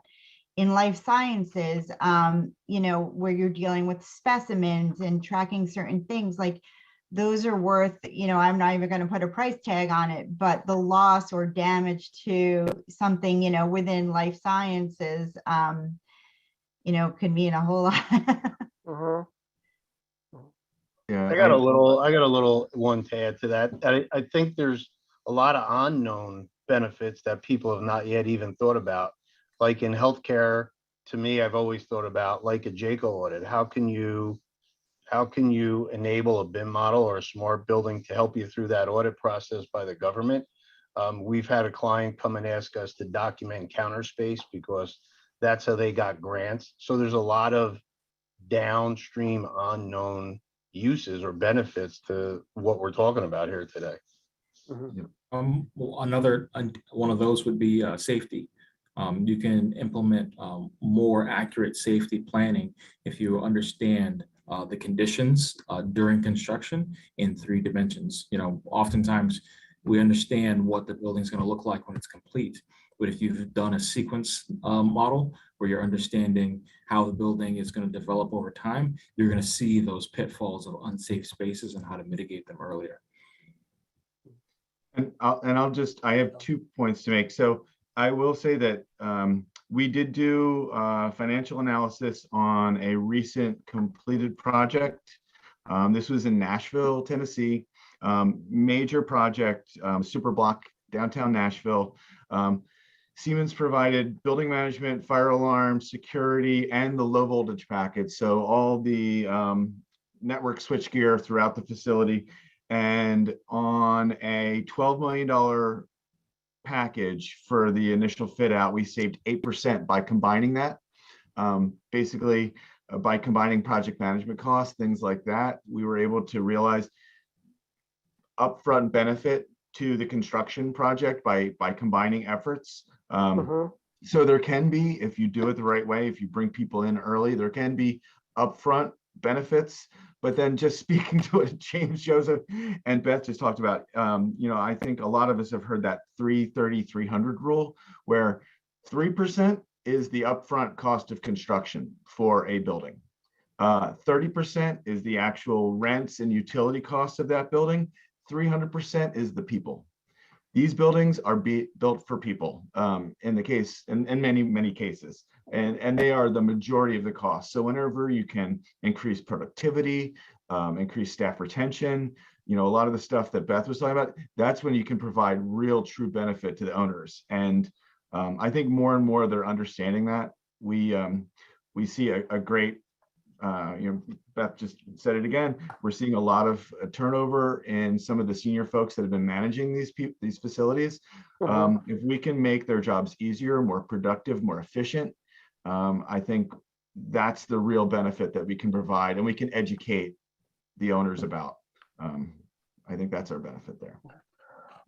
We mentioned life sciences and I think senior care, senior housing. Are there other particular sectors or areas of commercial real estate where this fits, or where there's potential demand or demand right now?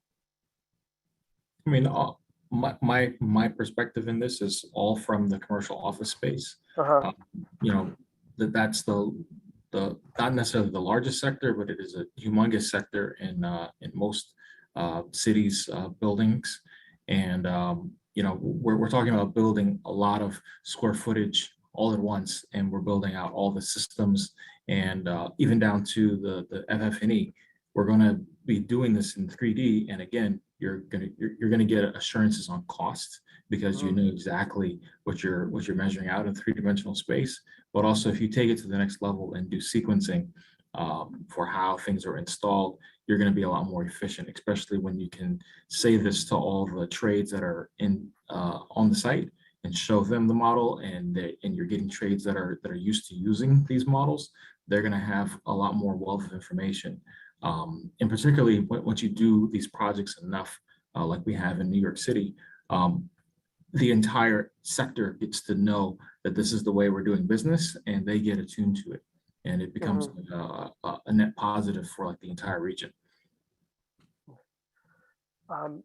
Speaking of office, or just there's a lot of uncertainty in the market in general about what space will be used for, and some space might stay vacant, or its use might change, and large amounts of it might change.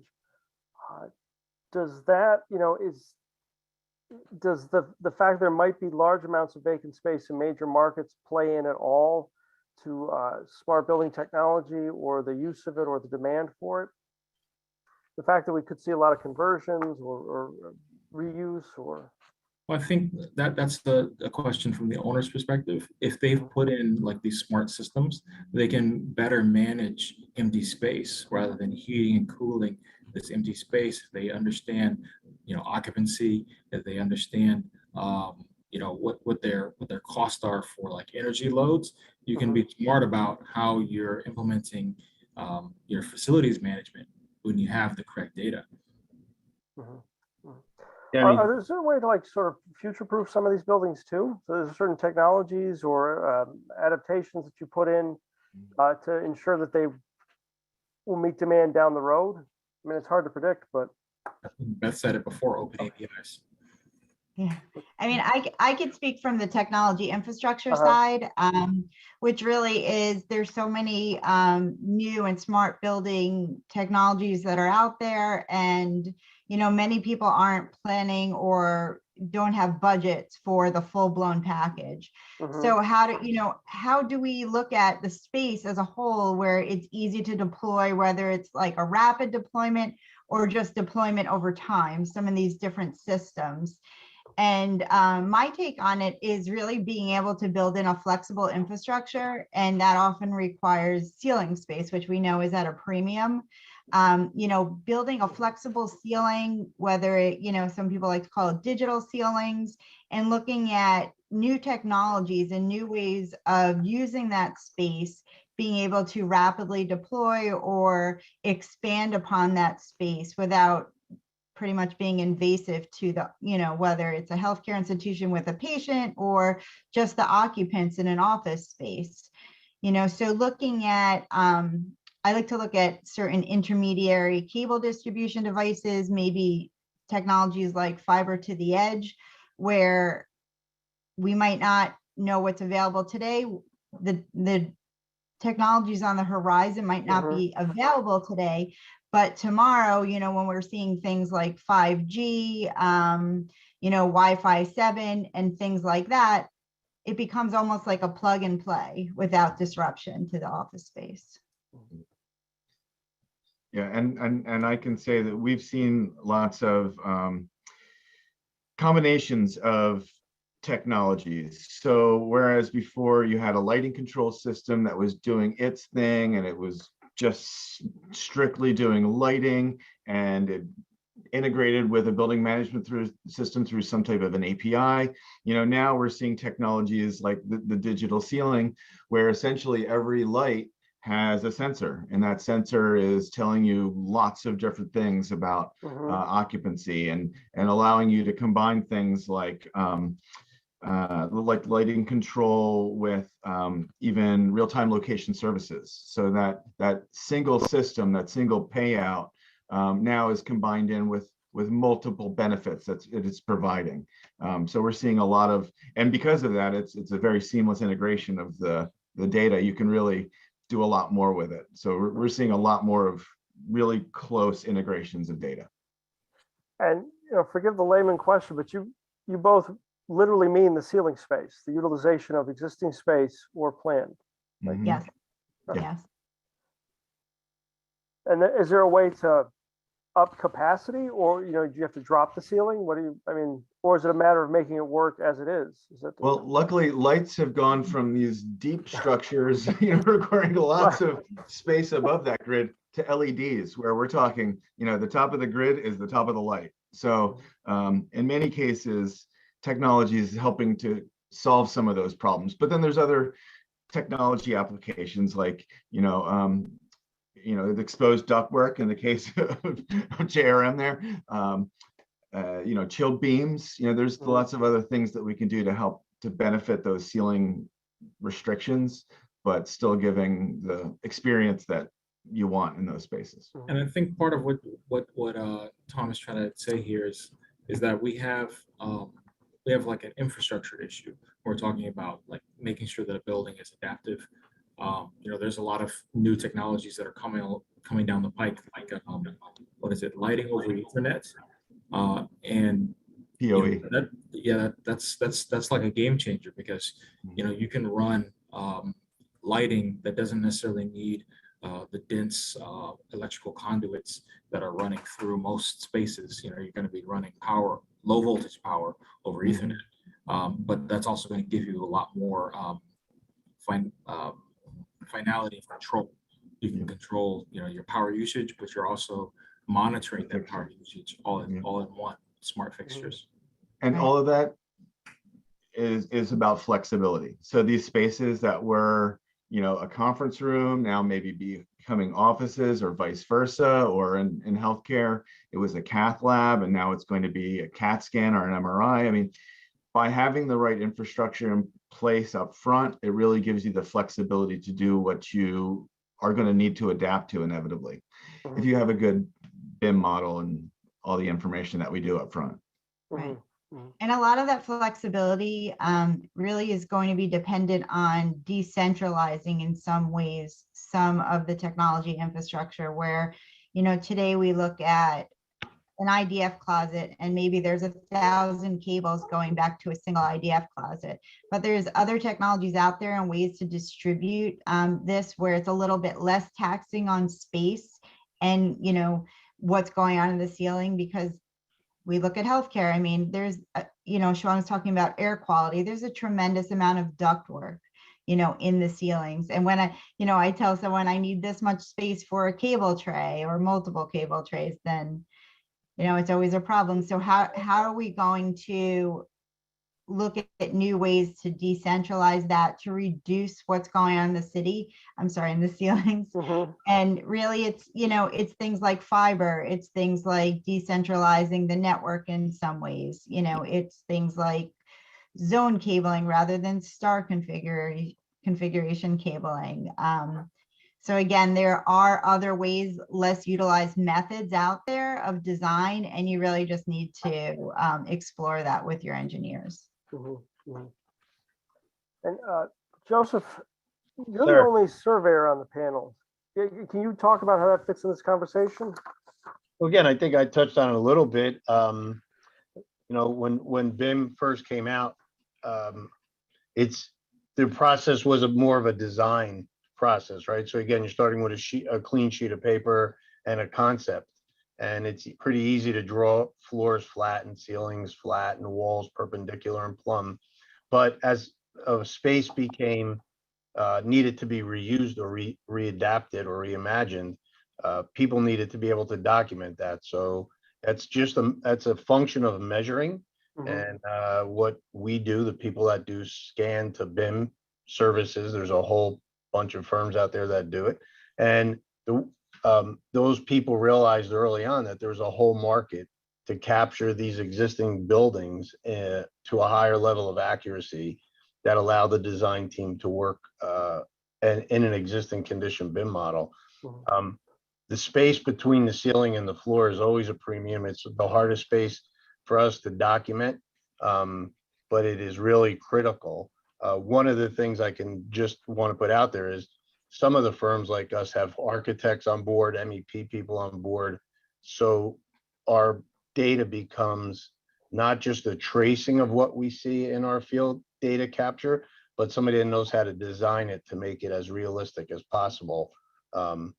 so that the rest of the design team can benefit from that accurate documentation geospatially.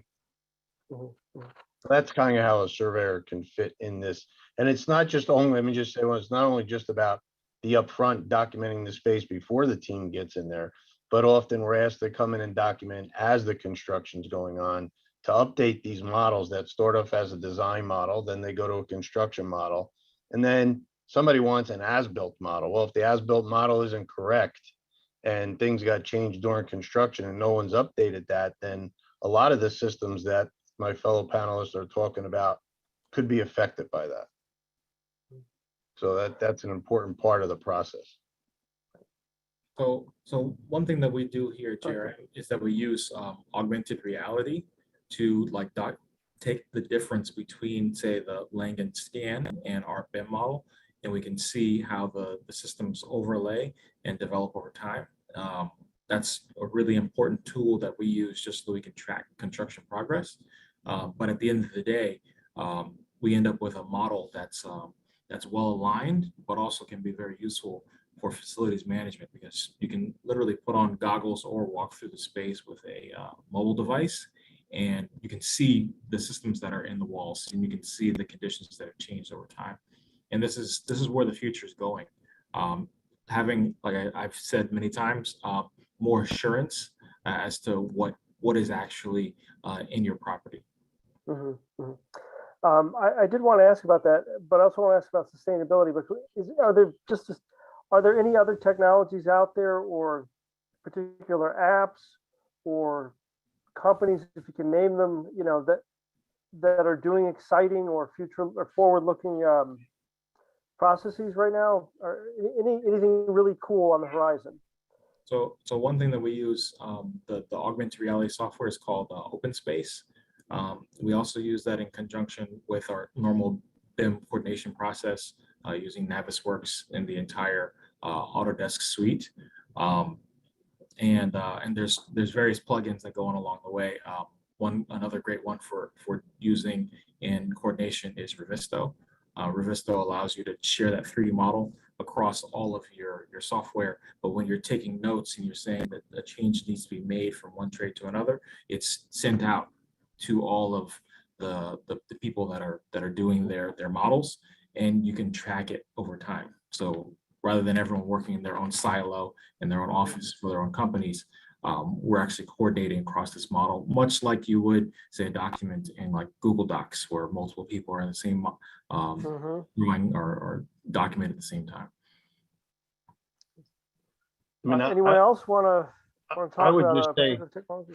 Well, no, I would just say that a lot of this stuff that we just talked about has really broken down a lot of the walls between those silos and between the teams. It's like, so it used to go into a construction meeting sometimes with a little guard on, but BIM and smart buildings and a lot of these technologies have broken down a lot of those barriers, and a lot more people understand the benefits of sharing information and being on one platform. I think that's an unseen benefit to an owner. Right. Yeah. And on the infrastructure side with technologies, I mean, we talk about converged networks or IP networks. And when we start talking about smart buildings, which are really driven by IoT, Internet of Things, everything needs to be over that single network for the most part. I mean, we have a lot of cybersecurity issues, so we start defining things as operational technology versus, owner technology, and we look at some separations. But really, the more merged these systems are and cohesive they are, the more we can get those buildings to really function in the ways that James and Sean and Joe are talking about. And I want to ask very quickly, how can the advancements in building technology help in the push for sustainability? You want to take that? Yeah, I mean, I can start there, and it actually plays off great with what Beth was just saying. I mean, from where I stand, it starts with data and a conduit to get that data. So, the building information model is great and so useful, but once you can actually give it smart assets, directly taking in data sets from the building and then overlaying them with the data is when you can really see how a building is functioning. And for meeting sustainability goals, that's exactly what you need. You need to set up a baseline. So you have your design criteria. You think a building is going to use X amounts of kilowatt hours and this many air changes per room and this many, reheat coils to maintain heat and humidity and all the stuff that we're doing to it. And then at the end of the day, and those are all done with standards and taking into place. So we're looking at the energy code, ASHRAE 90.1, where we're looking at, making this, by code, a smart, sustainable building. But, after the fact, how do you know that it's still performing like it's supposed to? And that's through the building management system. That is directly off of data that is taken from there. And you can make sure that the way that the building is being operated, used. We know when an air handler is being overworked. We know when filters need to be changed. These are things that really affect drastically the efficiency of a building. And unless anyone's looking at that or allowing us to look at it and use algorithms and processes that we have called like Navigator, these energy saving things, there's really no way unless I was a Navy guy and I went around and I took logs on valves and air gauges every 15 minutes on a nuclear power plant. That doesn't float anymore. No one wants to do that. So unless you have a smart system that's constantly monitoring the right parameters and telling you what it's supposed to do through AI and machine learning, you're not really going to be sustainable. You're going to have a baseline and then guesses going forward. So to that end, the construction process, puts a lot of those embodied emissions like into the system from the beginning, and having a 3D model and working with like the latest estimating technologies, you can really reduce a lot of the material waste early on. And we can also reduce our carbon emissions by just simply doing less rework. So you're gonna start off as sustainable as possible in construction by having more information specifically about the three dimensions. You can understand your materials exactly, and just have to buy less and have to rework less and have to cut and make things work in a field with less materials. Thank you. We could keep going on this panel. This is a very current topic, but I want to thank our panelists for Commercial Observer's Designing Advanced Facilities in the Age of Smart Buildings. This was extremely enlightening, and I got a couple story ideas out of it. So thank you to you all. Okay, thank you all of you. Yeah. Thank you. Thank you very much. Good day.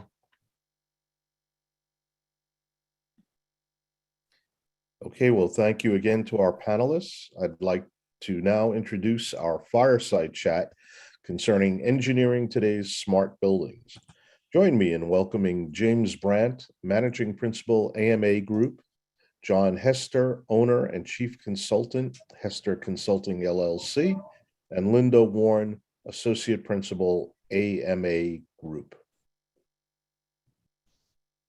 Hi, good afternoon. Hello.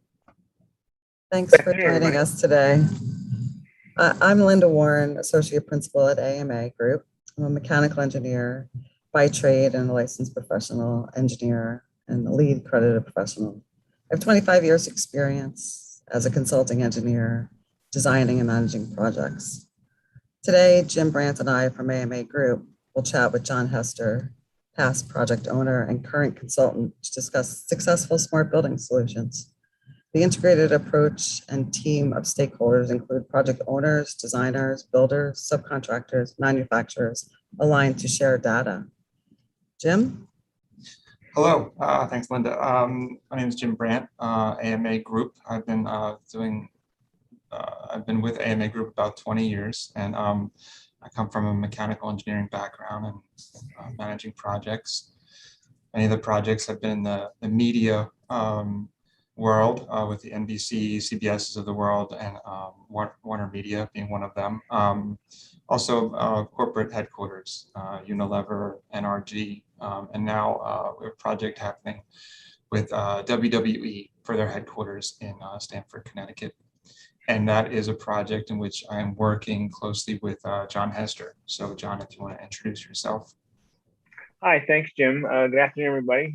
John Hester is my name, of course, and I've been in the engineering business for almost 40 years, the last 26 of which, or I should say 26 of them, since I've been retired a year or two from Warner Media, is with Warner Media. I was director of engineering for Turner Broadcasting, and after that, I was executive director of global building engineering for all of Time Warner. It was called at the time, and now known as Warner Media.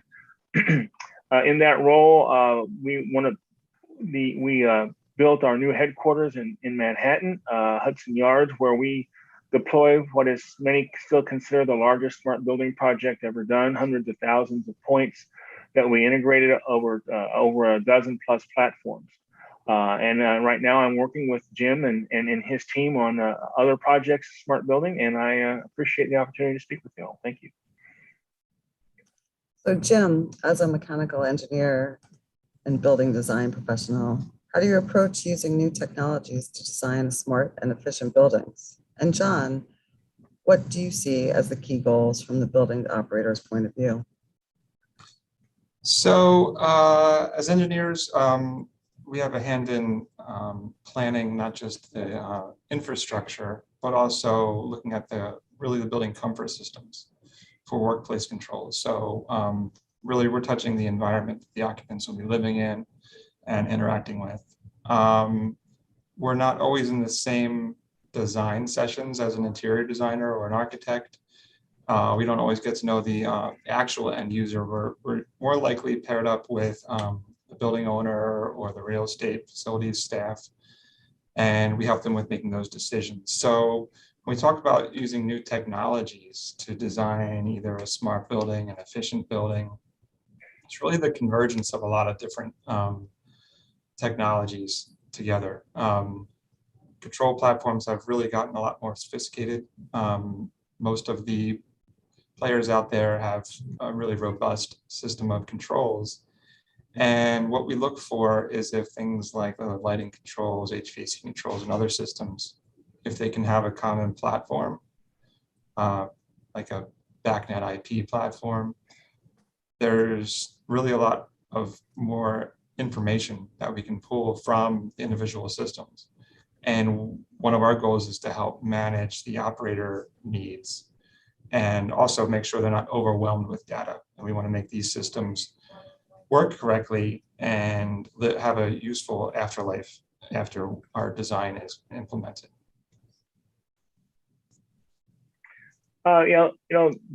Jim, thanks for that. And the objectives of smart building systems really extend.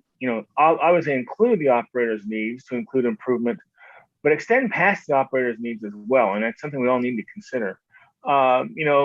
The operator needs improvement of overall operating efficiencies and enhancing. It also includes overall operating efficiencies improvement and enhancing the occupant's experience. The operator certainly benefits from increased data availability of the systems they control, and from AI assistance in digesting and synthesizing that data to actionable tasks. And that's a couple of examples of how it helps the operator.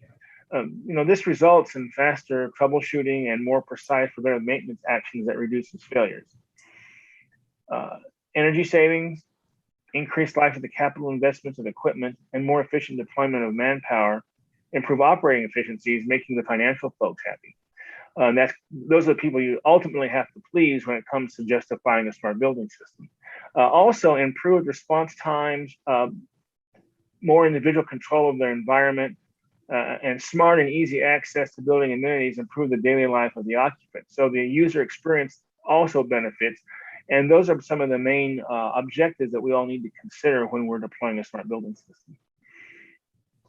Yeah, you touched on a point, John, about I mentioned how we pair with the building operator, or we want to know the facilities management group that will be operating the building and their needs. But we definitely consider the actual users, the actual occupants. I think that's been one of the bigger changes over the past few years is the availability of more access to control. You want the occupant not to be have to think about too many things, but if they are engaged in their space enough so that they can see that if they use maybe a mobile phone app to request, we've got comfort issues in this room, lights aren't coming on, and then if they see the reaction from the staff or they see things affected quickly, you know, it really becomes a very interactive environment. And then those, you know, maybe they have an app for that at their disposal, and that can be tied in with other functions, you know, other help desk, IT help desk requests, room reservations, things like that. Yeah, and you know, also the occupant experience is becoming more important in employer retention and in the ability of landlords to attract tenants. The better occupant experience you can have, those are going to be key things as tenants return to the workforce after COVID, and to keep those to keep occupancy going on. That's interesting that we covered all of that. It's all about the occupant experience, right?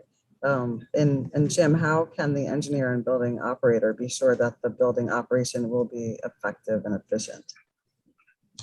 We think we have a good question. So I've had this mantra at AMA Group that has passed on to me from folks who trained me, and that thought is that even the best projects can fail without good controls. The best equipment can be put in, the best really thought out specifications, planning with all the others, you know, engaging with the contractor all the way through. But if the controls are either not thought through, they haven't been really integrated well, and we haven't facilitated that handoff to the facilities group, people who need to use those controls, then the project gets that sour feeling for that first year when they have issues come up. And there's always some issues, but if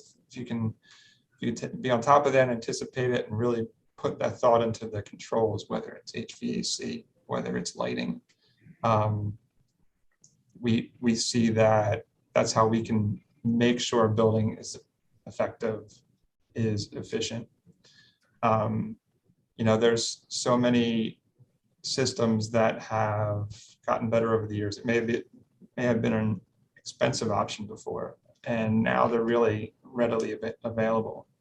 A lot more customization is available. And like John was saying, pulling that data, pulling like user history, trending data, that's stuff that you think of as when you're troubleshooting something, but if that's set up appropriately, and the efficient building is going to want to see how it lives over the first year, the second year, how can they make their building more efficient? All of that data is really helpful.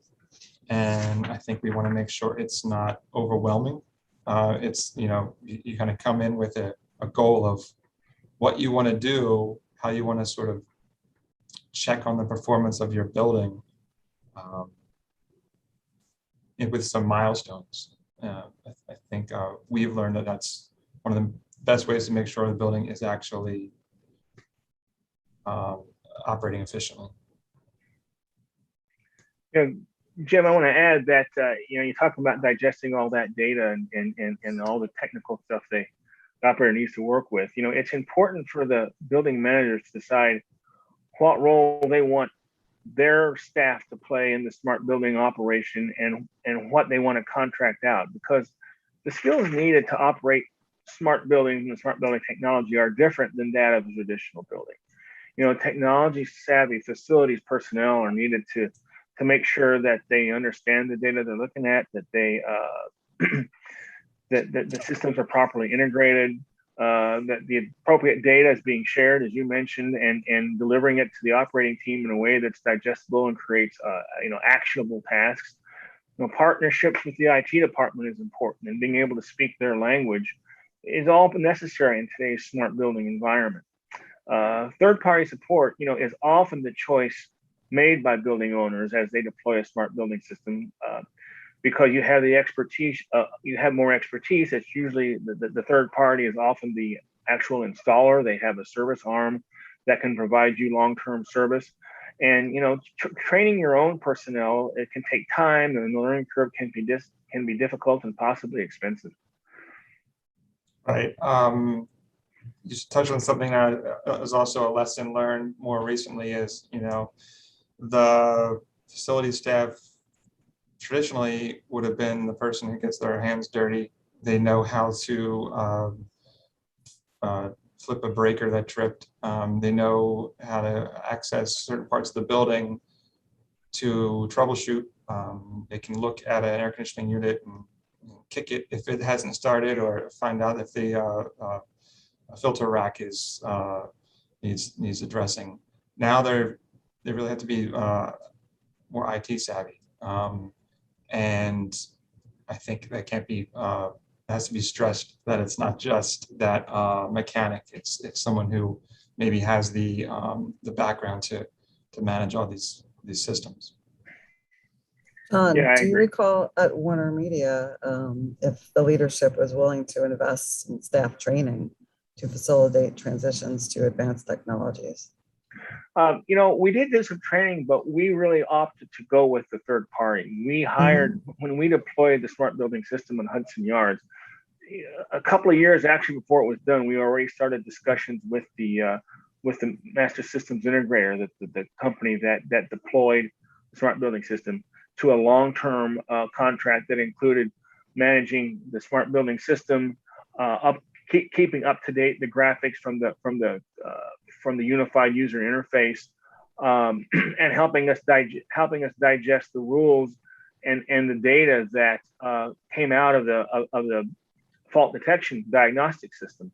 All of those were important for us to make sure we were getting the best bang for the buck from the system we just spent a lot of money deploying, especially in the first years.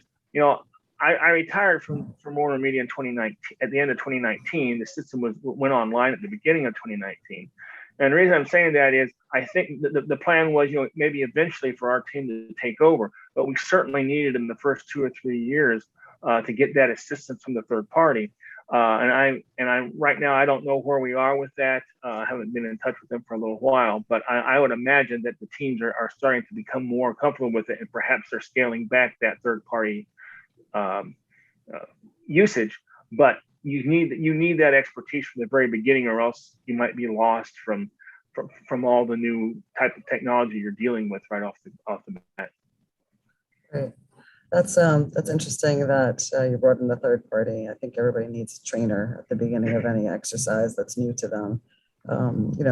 We talked in earlier sessions, if those of you folks that are listening in, we're talking about Revit and BIM. Jim, what design technologies, are we currently working with using higher innovation spaces? Yeah, we at AMA really embraced Revit, the tool for 3D modeling through Autodesk. So that's sort of what has grown up from AutoCAD. It really started as a useful tool for structural engineers and architects, and now has been become a lot more user-friendly for the MEP world. So we find that most of our new graduates who come out of schools and start learning the industry, they really gravitate to thinking in 3D, designing in 3D. And it makes a lot more sense really for the mechanical and plumbing systems. It also has gotten sophisticated that circuiting for the electrical side can be sort of done with a sort of smart plugin. So as long as nomenclature and objects are added into the model the correct way, and you click certain devices that are going to be fed from a circuit, the circuit panel board can be generated. We've embraced Revit, and we're happy to see that it takes on another life after the coordination with the other design trades or through construction. We typically see it handed off to contractors who really develop a more in-depth version of that model. But we're starting to see that it can be the basis of your user interface for managing your buildings. And it can be used as creating a digital twin so that there is a digital version of your building that can exist, can sit on your server. And what can you do with that? You can decide if we change parameters, what will this do to our energy output? If we look at what areas are served by what and maybe downsize or grow, that becomes a tool for the building operator. And it's not necessarily a wall between the designer and the operator. It can become a living element. So we definitely see that has greatly changed the way the technology is used. There still is AutoCAD drawings. There still is things that you maybe make a little detail about, but the Revit model has been a real positive change. So yeah, I'll talk more about the technology that we can deploy for the client. But the real key to identifying that is to choosing those technologies, is to identifying the outcomes or the use cases that the client wishes to achieve. Different clients have different objectives of what they want to see out of a smart building system. So collaborating with the end user to leverage their vision and their innovation helps guide us on what technology should be deployed. Features such as soft metering, or features or technologies, however you want to look at it, such as soft metering, which utilizes the data from the various systems that you either input or measure, can provide a pretty accurate metering of different pieces of equipment without actually installing a meter. IAQ dashboards that use special IAQ, I shouldn't say special, but IAQ sensors that track more than just temperature and CO2. Lighting and HVAC control apps that the user can hand hold. Tracking restroom supplies automatically based on the usage of the restroom. HVAC load prediction and more are all technologies that are available and we've used, but how they're used can depend on a client's priorities. And all of these are technologies that are available to us today. Right, and I think,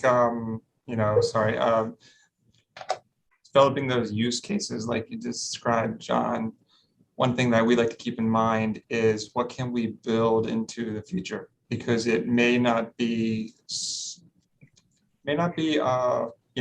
feasible to think of everything while you're designing the project.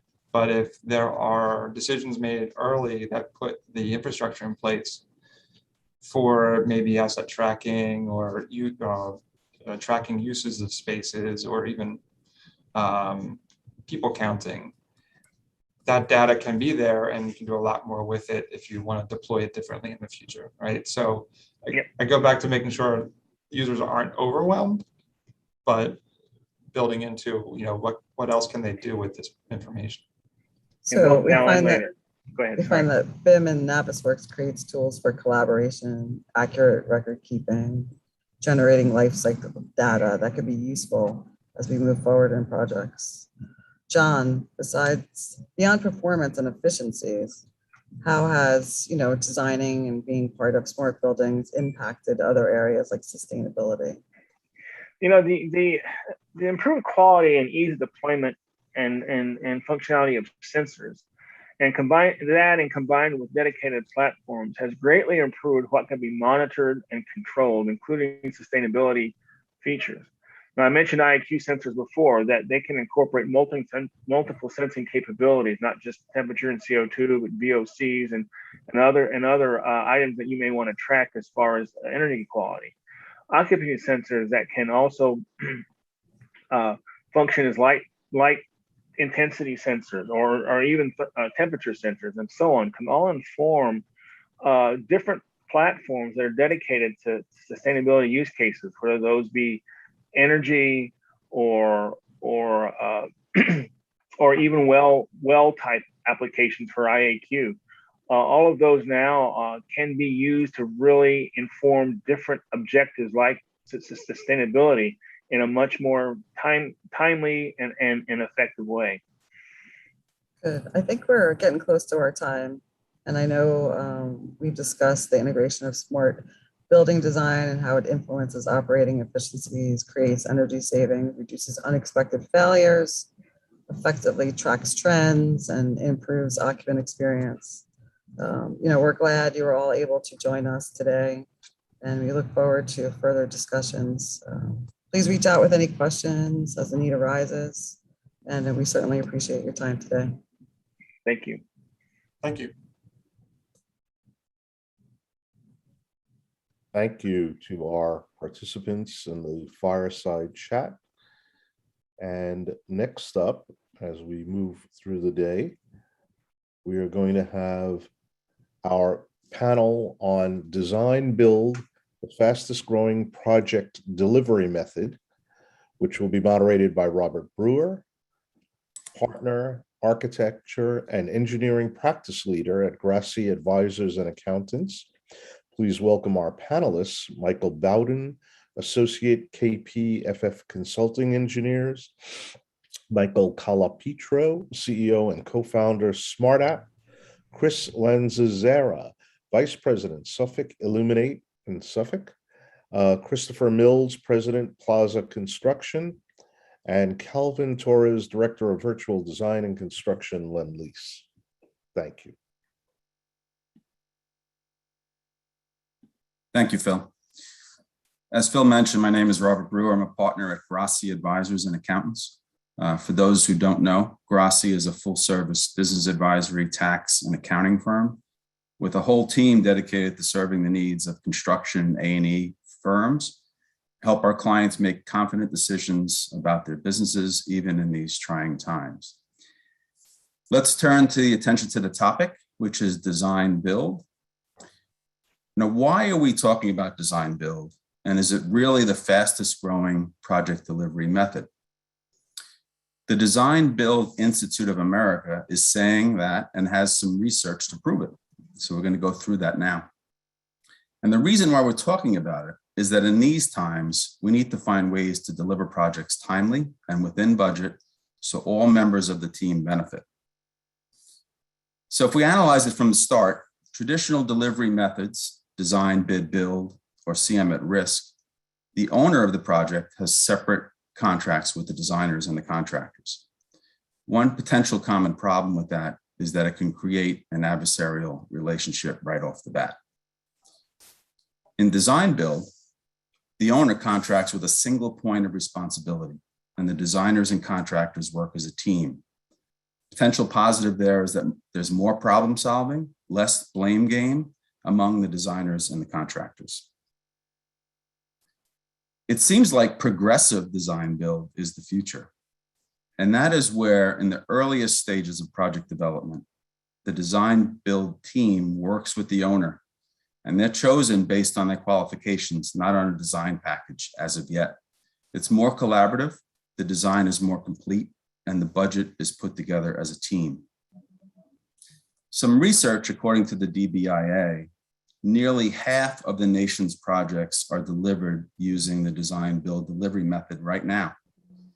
It's hard to believe, but based on the volume, not the number of projects, because the larger size projects are now going design build. And if we look at it across the country, some areas of the country do many of their projects design build, where others only have started with a few large projects, like in our area, in the New York area. There was also a 20-year project delivery performance paper by the Pankow Foundation and the Construction Industry Institute, covering 20 years of data on project delivery. The data shows design build projects are delivered faster and with greater reliability in cost and scheduled performance. Some local examples of design build projects here in the New York area would be the JFK Air Train, the Goethals Bridge, and the Mario Cuomo, if that's still the name, the Mario Cuomo Bridge is another example.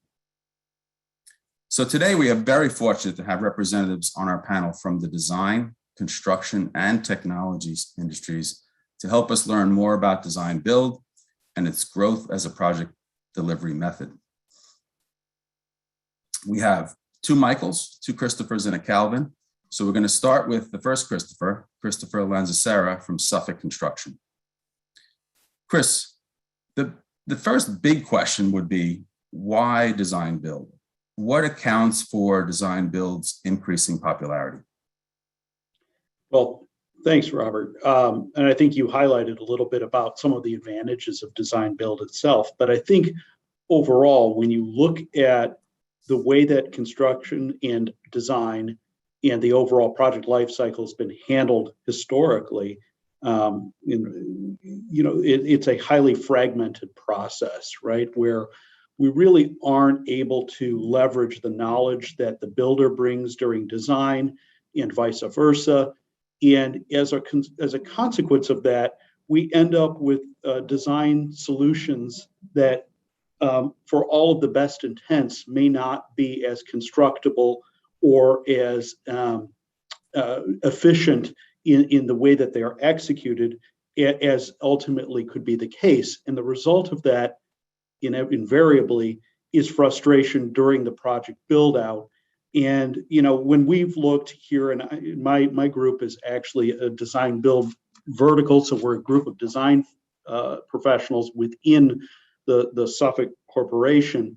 And so when Suffolk has looked at the consequences of that sort of lack of constructability, kind of knowledge and coordination during the construction phase itself, we've noted something along the line of 50% of our construction delays or shortcomings are a consequence of that lack of constructability coordination that could have occurred earlier upstream. So the big advantage here of design build, as you've said, is to bring the team together to get that whole almost master builder knowledge that used to be the case during the design process. So we've got the design professionals, we've got the construction professionals, we've got the trade partners who are actually going to be doing the work, all folded into a process early that allows us to achieve more predictable and complete results during the project build out, and hopefully a little less of the pain of that VE exercise where we start losing scope because we didn't do that up front. Thank you, Chris. Anybody else would like to comment on the increasing popularity, or even in the New York area? If anybody would like to comment on that. Robert, if I may, I think one thing to differentiate is I don't think anybody would argue that the popularity of design build is much more prevalent in the public sector, and we're not seeing it as much in the private sector. And I think my desire would be to try to convince owners that there is a benefit, private owners, that there's a benefit in the private sector. And one of the things that I find very interesting, over the course of time, if you go back 10, 15, 20 years ago, construction managers on private projects were brought into the design process much earlier. They were brought on board months in advance of contract documents being finalized. And I think more and more, you're seeing the construction manager being brought in a little bit closer to the completion of construction documents.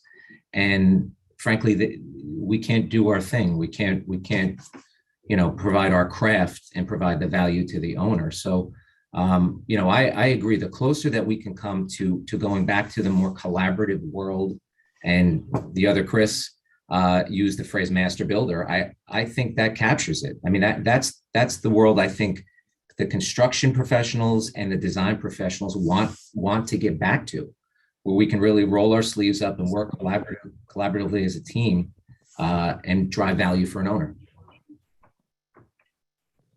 Yeah, I'd like to jump in, Robert. This is Mike Bowden with KPFF, civil engineer. So coming from the design engineer's perspective, I think I would reiterate exactly what both Chris's just said. We've seen success in the design build world, and that's exactly what it comes from, is complementary thoughts leading to more innovation. You have more minds working together, solving problems. It streamlines the process. I think it's pretty simple. And Michael, you come from the civil side, is that correct? And the types of projects you've been involved with for design build have been on the civil side? Yeah, so I'm a civil engineer. I lead our civil practice in New York, but we do provide civil and structural engineering. And I did spend a few years in our Los Angeles office. And speaking from some West Coast experience, there's probably more design build that's happened there over time. So I had a little bit of experience prior to being back here in New York to participate in some of these projects. And the types of projects we've worked on kind of cover the gamut of both private and public. I'd say for us, the projects that have the most success with design build are usually the larger, more complex projects. And it goes back to the same point we made before, is that when you've got complicated sites where you're trying to accomplish multiple things and lots of moving parts, getting those different inputs early on in the process and strategizing about how to make phasing and sequencing work. For us, I think good examples are universities and hospital campuses where you've got ongoing operations that need to continue to happen. Back before design build, a lot of times designers were giving their best effort to come up with phasing and sequencing. But when you can work together alongside others that may have a little more expertise in that, specifically from the construction perspective, that can start to really make impacts. So we've worked on a lot of those types of projects, and I'd say a lot of them do have vertical construction components. So they may be a building project, but on these campus type facilities, a lot of times these projects have a lot of upfront, make ready packages, rough grading, infrastructure, construction. So it could involve roadway construction, new utilities, et cetera. So it kind of covers the gamut under that. And then we've also got experience working strictly on the public side, more with horizontal construction with roadways, transit facilities, those types of projects as well. And our experience has been that design build can work really well for both, as long as the team that's together is integrated and working well together. That makes the difference. Great. Thanks, Michael. Calvin, question for you. I mentioned single point of responsibility as part of the design build process. How do you think that the project ultimately benefits by having one key partner who is responsible? Yeah, I think I'd like to, go a little bit off of what Michael was talking about, right? We're talking about the integration of, the entire team on a different level that we see with other types of deliveries. So in my experience, having that one partner who is ultimately responsible really allows and should have that entity, whether it be the contractor or the designer, to really have a really robust understanding of what the end in mind is. What it is that the owner is requiring and what is the entire project team kind of striving for within this project, right? To get this building built. The single point being responsible for the bottom line and the overall success of the project can certainly help to break down silos of information. And I've definitely seen that within that. So it should definitely break down the silos, and it should enable enhanced cooperation amongst individual teams and those companies across those boundaries. This will better enable collaboration amongst all, through this type of delivery and these projects. What I've typically seen is this resulting in projects that will see benefits to the schedule by fewer impacts due to contractual obligations or traditional holdup that would potentially limit us, without this type of contract. So, from that, we see the cost benefits follow from enhanceability for all to act within a more integrated model. And it should look more like a project team operating under one canopy, as opposed to separate umbrellas within their own motives, and stakes. We're all trying to get to the same point, but I think it's really important to have an integrated, unifying model. So Calvin, you mentioned dialogue and bottom line and trust. Chris Mills, how much of a part does trust play in encouraging more owners to consider design build delivery? I know you mentioned it briefly before, but any other thoughts on that? Yeah, I think it's one of the foundational elements of owners being more open to design build, which I also want to be clear. I kind of feel it's a stepping stone to a different world, in time of how we're going to work more collaboratively as an industry. And again, there's a public and private have different kind of criteria, right? So from a public perspective, there's a lot of rules and procurement rules. So I think design build is a good solution around the existing infrastructure of procurement regulations. But the trust piece, I think, plays much more of a part in the private sector, where I think most owners, and rightfully so, they're very cost conscious, and are very comfortable and trust the old way of doing things, which is I'm going to cast a wide net, I'm going to generate a lot of competition, and I'll get the best value, and they have faith and trust in that process. And I think what it takes is owners that are willing to trade off a little bit of that known, that comfort upfront for something that they may not feel that they know is there, but they can't really say is a tangible benefit, but the future benefit of developing a much more high performing team, and getting much more collaboration, which I think anybody that's on the construction and design end of things, would bet the farm that would pay dividends in less delays, less change orders, and a higher quality project. So I think trust is one of the foundational elements. We talk, there's so much technology that's out there. I don't think the technology is the issue holding back technology. I think trust and the current contractual structure that we operate under is the sole limiting factor in unleashing the future of technology. So Chris, you talked about collaboration and technology. So Michael from SmartApp, can you talk a little bit about why design build projects need more collaboration among the team, and how, from a technology point of view, that can happen?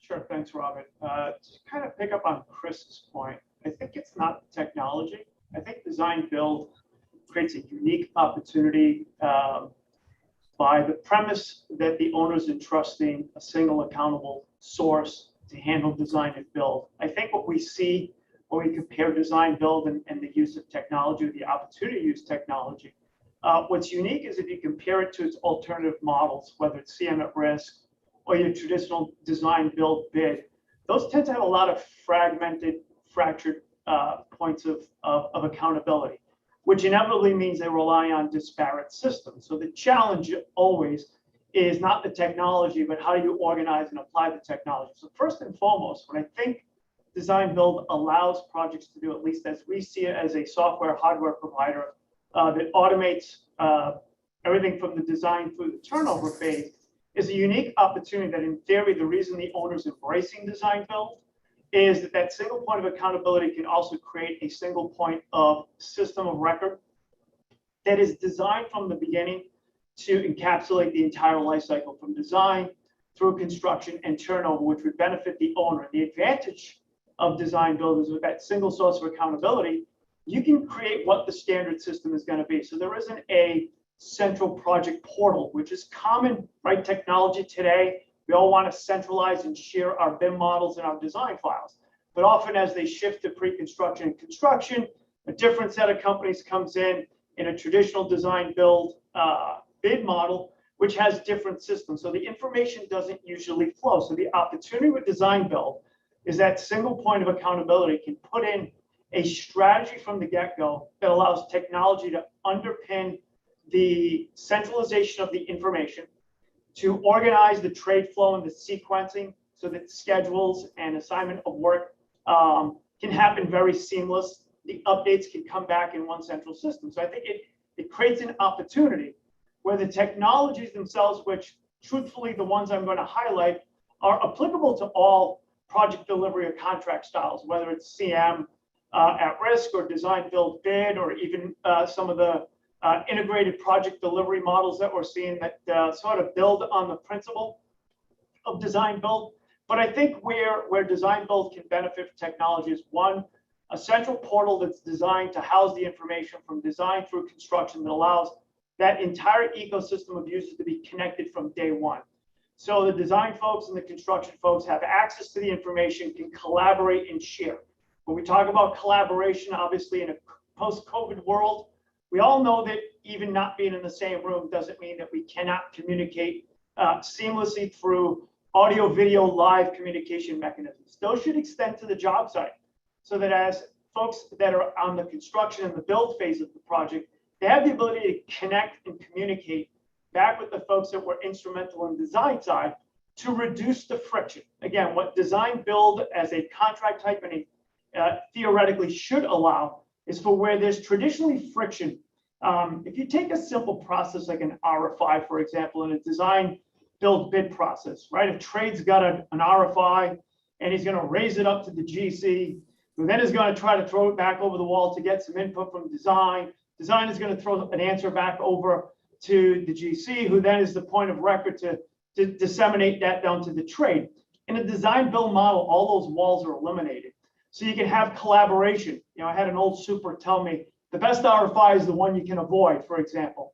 And in a design build, you've got an opportunity, because the charter of the project as a team that is connected from design through construction should be able to, where friction normally arises in that handover from design to construction or in the field activities that require design clarification, leveraging central portals, collaborative live audio, video technologies, technology and evidence-based solutions like 360 cameras that allow you to get live streams or progress photos back so that the design folks and the construction folks can see the evidence, to sensors that allow you to be able to take advantage of information that's critical to the quality. I think all those technologies, while they are all applicable in any project delivery model, I think what design build holds the promise is by having that single point of accountability. If they can put the charter in place on the technology stack that's going to unify them from design through construction, which allows that flow to happen seamlessly. Thanks, Michael. You talked about the trades, and I want to get into that because I don't know how many times I've been to a client, whether they're, let's say they're the plumbing contractor. The next day I go to the CMGC client, and the next day I go to the designer. They happen to be all on the same project, and they're all talking so differently about the project. The one's complaining about the other. So how do we involve the trades? And maybe Chris from Suffolk can discuss this. How do we involve the trades into the design process in the design build? It's just because I think that's what we've seen some problems along the way. So absolutely. I think that's one of the huge advantages here, like everyone has been talking about, when you're starting to bring in all of that knowledge in earlier in the design process. Of course, it allows us to be more informed. And one of the big advantages of design build, like we just talked about, is that sort of interrelationship or the interoperability between a lot of the technologies that we actually use to model and build our instruments of service, our actual design deliverables. And one of the things that we can do, and it makes so much sense, it's like, hey, the guys that are actually going to build it in the field, why not get their opinion and have them sort of inform the way that we're designing the work, right? When we start looking at, all right, so we work with the MEP engineer to describe and design our vertical mechanical infrastructure, but we want to get into the details of the horizontal distribution system that gets really intricate. Let's bring the MEP fabricator into the mix at the right moment, not too early where we don't have enough design done for it to be informative, but not too late where it's just too late and we've already squandered a bunch of resources designing and drawing things that we didn't really need to be drawing in the first place. So if we can do that, at that right point depending on the complexity of the project and using that tool, the right tools, where we start all conjoining in the the modeling software that we're using, federating models and working together and being a sort of, like you say, like a single point of not just contact or responsibility, but also a single point of sort of ownership of bringing the team together and being able to sort of do that pre-coordination work early. It allows us to overcome a lot of the obstacles we achieve later on, and hopefully ultimately not just deliver a more predictable design because we know what we're going to be building, but also in the end, hopefully get in the ground a little bit sooner. So I think that those are some of the big advantages, but it's not just, the mechanical trade partners. If we start looking at prefabricated exterior panelized wall systems, start bringing those people into the mix, because you need to make those decisions early, and you have that opportunity to start getting that information, predicting long leads, and putting together packages in the right sequence and right timing, and really achieve more dramatic results. So bringing the trades on early is important. I think not just early, but at the right time. One has to be strategic and know exactly when, right? There has to be enough work done for them to react to, but not so late that they can't make a lasting contribution. Right. And then trust again is important, and the flexibility of those individuals, all those individuals, to be able to work together. Exactly. And, and understanding that we're going to use the tools to collaborate and value each other's contributions. Absolutely. Yep. Yeah, I mean, it's not a small point that at that moment in time, when you engage those subcontractors, you're making essentially a commercial commitment to those subcontractors, right? Which is substantial, right? That's absolutely right. So the other thing we found, which I think is interesting, is just as we select those trade partners and bring them in. So not only are we making that financial commitment, but we are also, as we look at vetting who it is that we're bringing into the mix, it can't just be the same old, right? These have to be folks that are savvy in the technologies we're talking about using. And if they're not, it becomes a more frustrating and arduous process. Whereas if it's the right people, it can become a well-oiled machine, and it actually becomes quite a lot of fun because you're solving things so early in a very precise way. Right. So I mentioned progressive design build. Maybe you guys can comment on this. It seems to be that if I do my reading on it, because again, I'm just an outside observer and really more of a record keeper in this whole thing, as an accountant. But as far as getting people involved in the process with the owner very early on in project development, before the pricing of what it's going to cost to build this building, how does that work? To get the team together, does the team have to have been working together on past projects? How do you have that? And at that point in time, as far as how you're getting paid and how you price your services for that early project development, does anybody have any thoughts on that?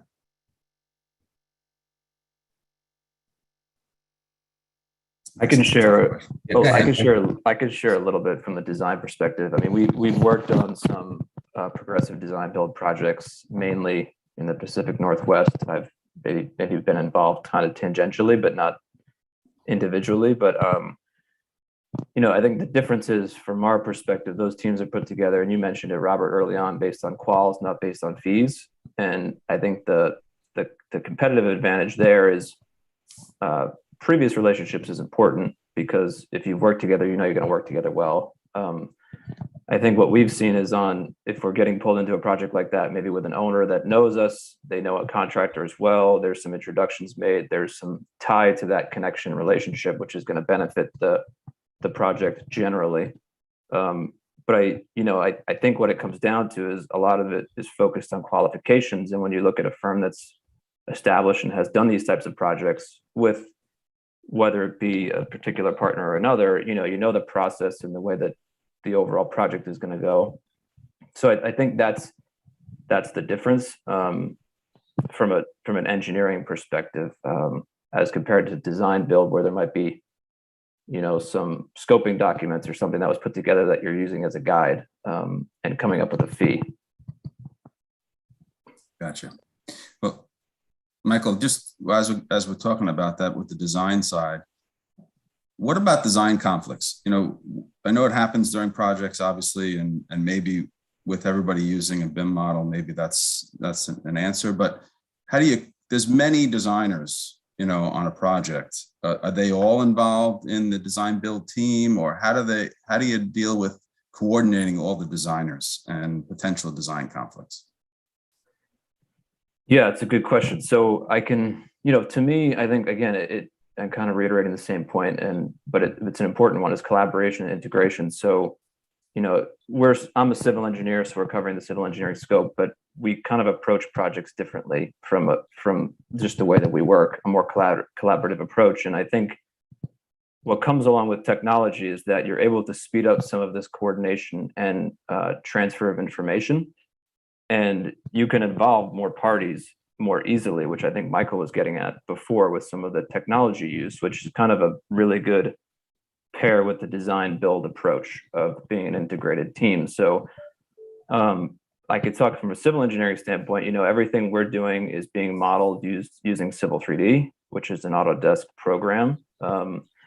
We'll do everything from rough grading, creating pretty complicated earthwork models for large projects, which could be important for early on stages, and model all of the physical utilities that may be running throughout the site and connecting to all the building structures. And then we utilize that in a program called Navisworks, which can complement and work with Revit drawings from the architectural designer side. So we could do on-screen conflict resolution looking at a screen together through technology like screen sharing. We don't even have to be in the same room necessarily. So that's a way that we've done that from a civil engineering standpoint. And then, you know, similarly from a structural standpoint, using Revit as a base of the 3D models pairs well with the architectural model, and you're working in a real-time environment. So that's kind of a high-level view of how we analyze clash detection and coordination.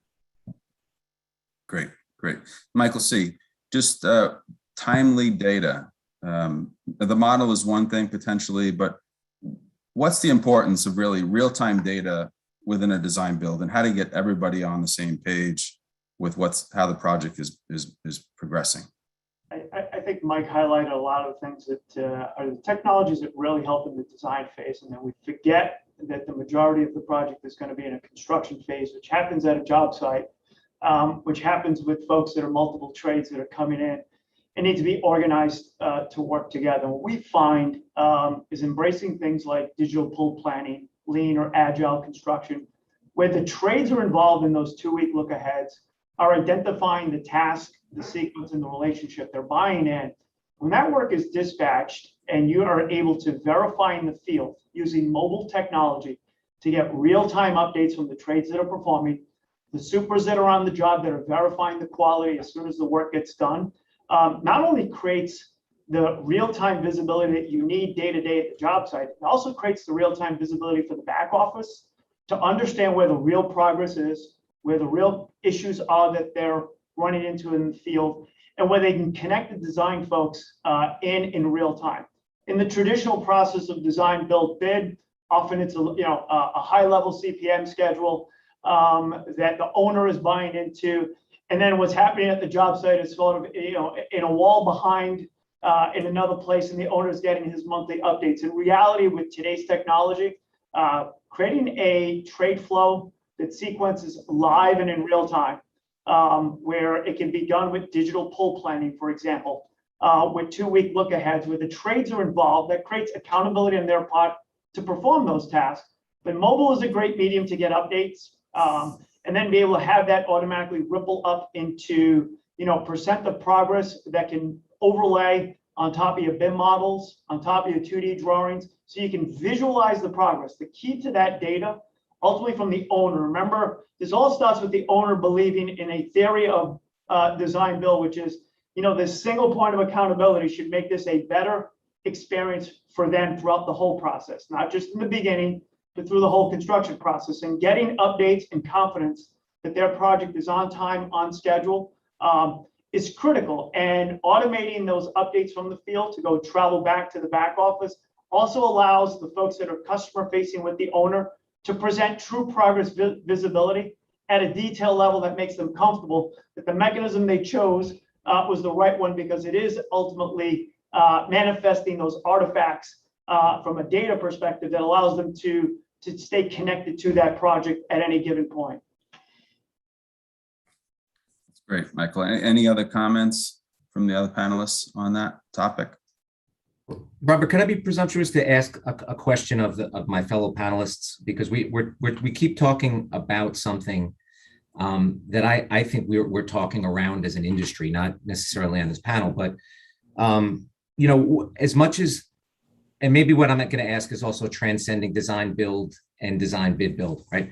But I don't think there is a design team in, you know, anywhere in the United States right now that's not working in a collaborative way using, you know, Revit or any of the 3D tools, right?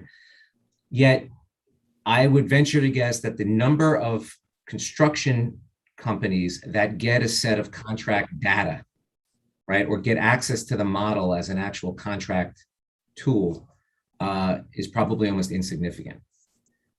And the issue that I have always seen, and I feel very strongly about it, is it's not the technology that's holding us back. It's the contract structure. It's the insurance that design teams and construction companies operate under. We're so used to this 2D drawing world that we can't get past it. Yep. And like, that's the big thing that I feel like and that's where I do think that design build can kind of, you know, start to unlock that, because now we're a little bit more in control of our own destiny. But for the fellow panelists that are working on design build projects, aren't we still kind of passing back and forth 2D drawings? You know, right? So it doesn't matter whether it's behind the wall of a design build single source contract or not. The core issue is we got to transcend the 2D drawing world. That's how we transact in the construction industry, construction design industry. That's what's got to change. Yeah, I mean, I think Mike, this is Mike C. Chris, you make a great point. I think the reality is, if you look at the profile of the trades that are out there, the truth is their comfort level is still building off 2D drawings, right? BIM models are great for design and clash detection. It's a hard medium to deliver out to the field, out to the job site that you build from. So they're used to that. It doesn't mean that they're paper. They can be digital. It doesn't mean that they're diminished in their ability to be collaborated with in real time. I think ultimately the data that a BIM model creates is so rich that ultimately it's going to be the foundation to transitioning to job sites that are not just, you know, man. It's going to be a hybrid of man, machine, and sensors in the future. And I think we're going to find the BIM models that can send robots to spray paint where the walls are going to be, and laser scanners that can do, you know, overlays of what's as constructed to do a digital twin overlay. I think those things will come, and I think BIM is going to unleash the foundation for that. But I think through this transition period where, you know, the traditional trades are still building, at least from where we see it, it's not that the BIM models aren't being shared with the teams. We see them being uploaded in the projects that are created in our system. We just see the trades rely on the 2D drawing as a means to build off, because it's a little bit more human consumable, especially for their role in the job. But we find what really helps them is that sequencing of the flow. I think if you talk to trades, what Robert said is so true. Talk to a plumber, talk to the electrician, talk to the GC, and it sounds like they're on 3 different projects, even though they're working on the same project. I think what we see where technology is helping is if you can connect them into one place where they're sharing one accountable schedule, where they're building it collaboratively together, where they're sequencing their flow together, where the electrician knows what he's going to complete because he knows the plumber's coming in after them, and they know the day and the time.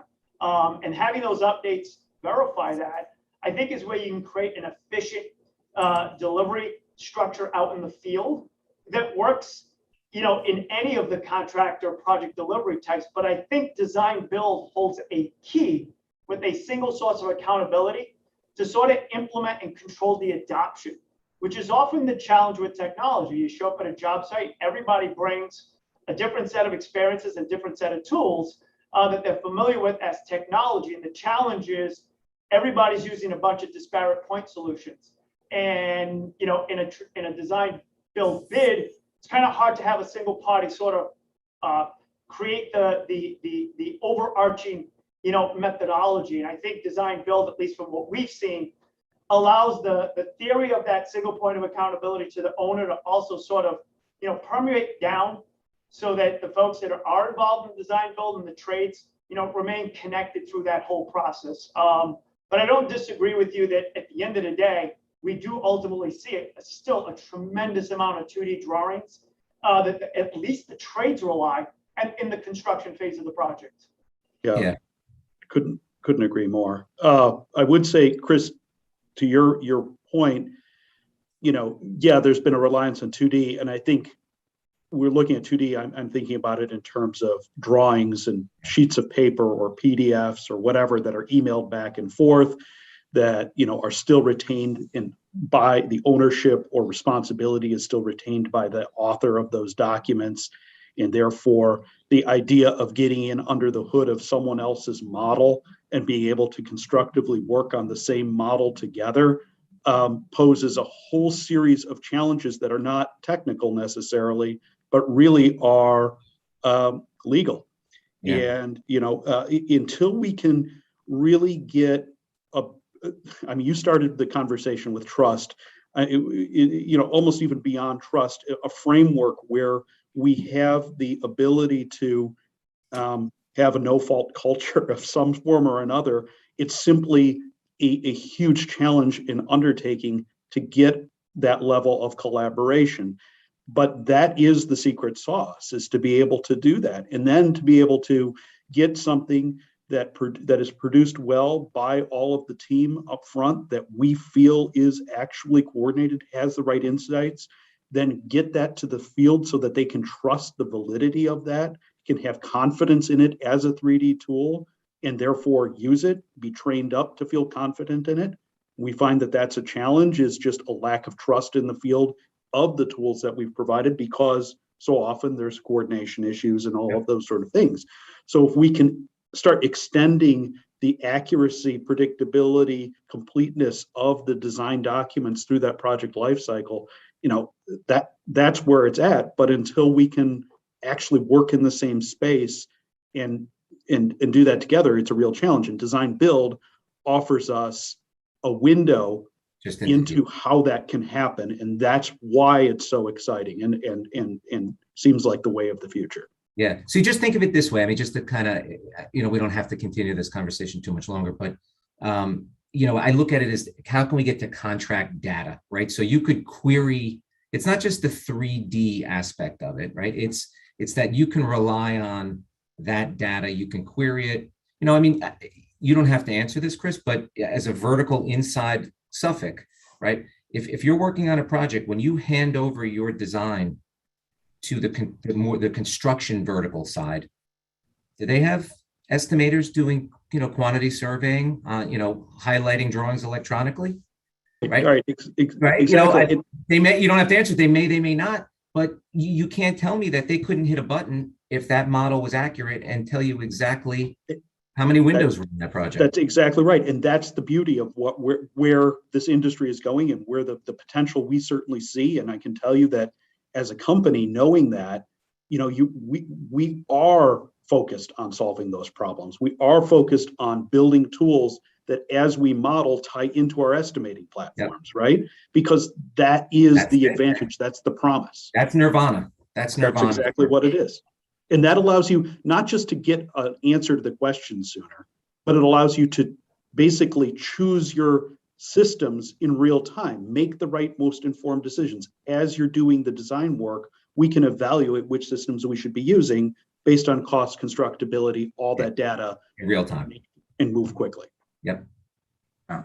Great conversation, guys. Just one last question before we end, because we're running out of time. So if design build is growing and more design build projects will be coming out, I have a question with Michael Bowden. I mean, it sounds like he's involved in many projects across the country doing design build. Does that give you a competitive advantage, to be involved in these projects in the past? So if the future is design build oriented, is that going to give you that advantage for the future? I think yes. I mean, it certainly gives us an advantage just because of the experience.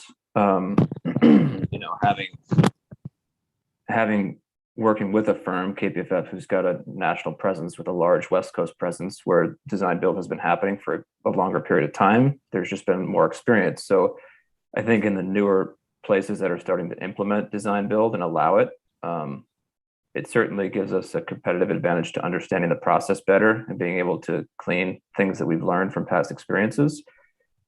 You mentioned progressive design build. I think that we've got a client out in the Pacific Northwest that's pretty much all they're doing at this point because they've realized they've gone through all the other types, and this is the most ideal for them. So I think it does position us well to assist folks in new places that are exploring design build as an opportunity, whether it be from the contractor side or owner side.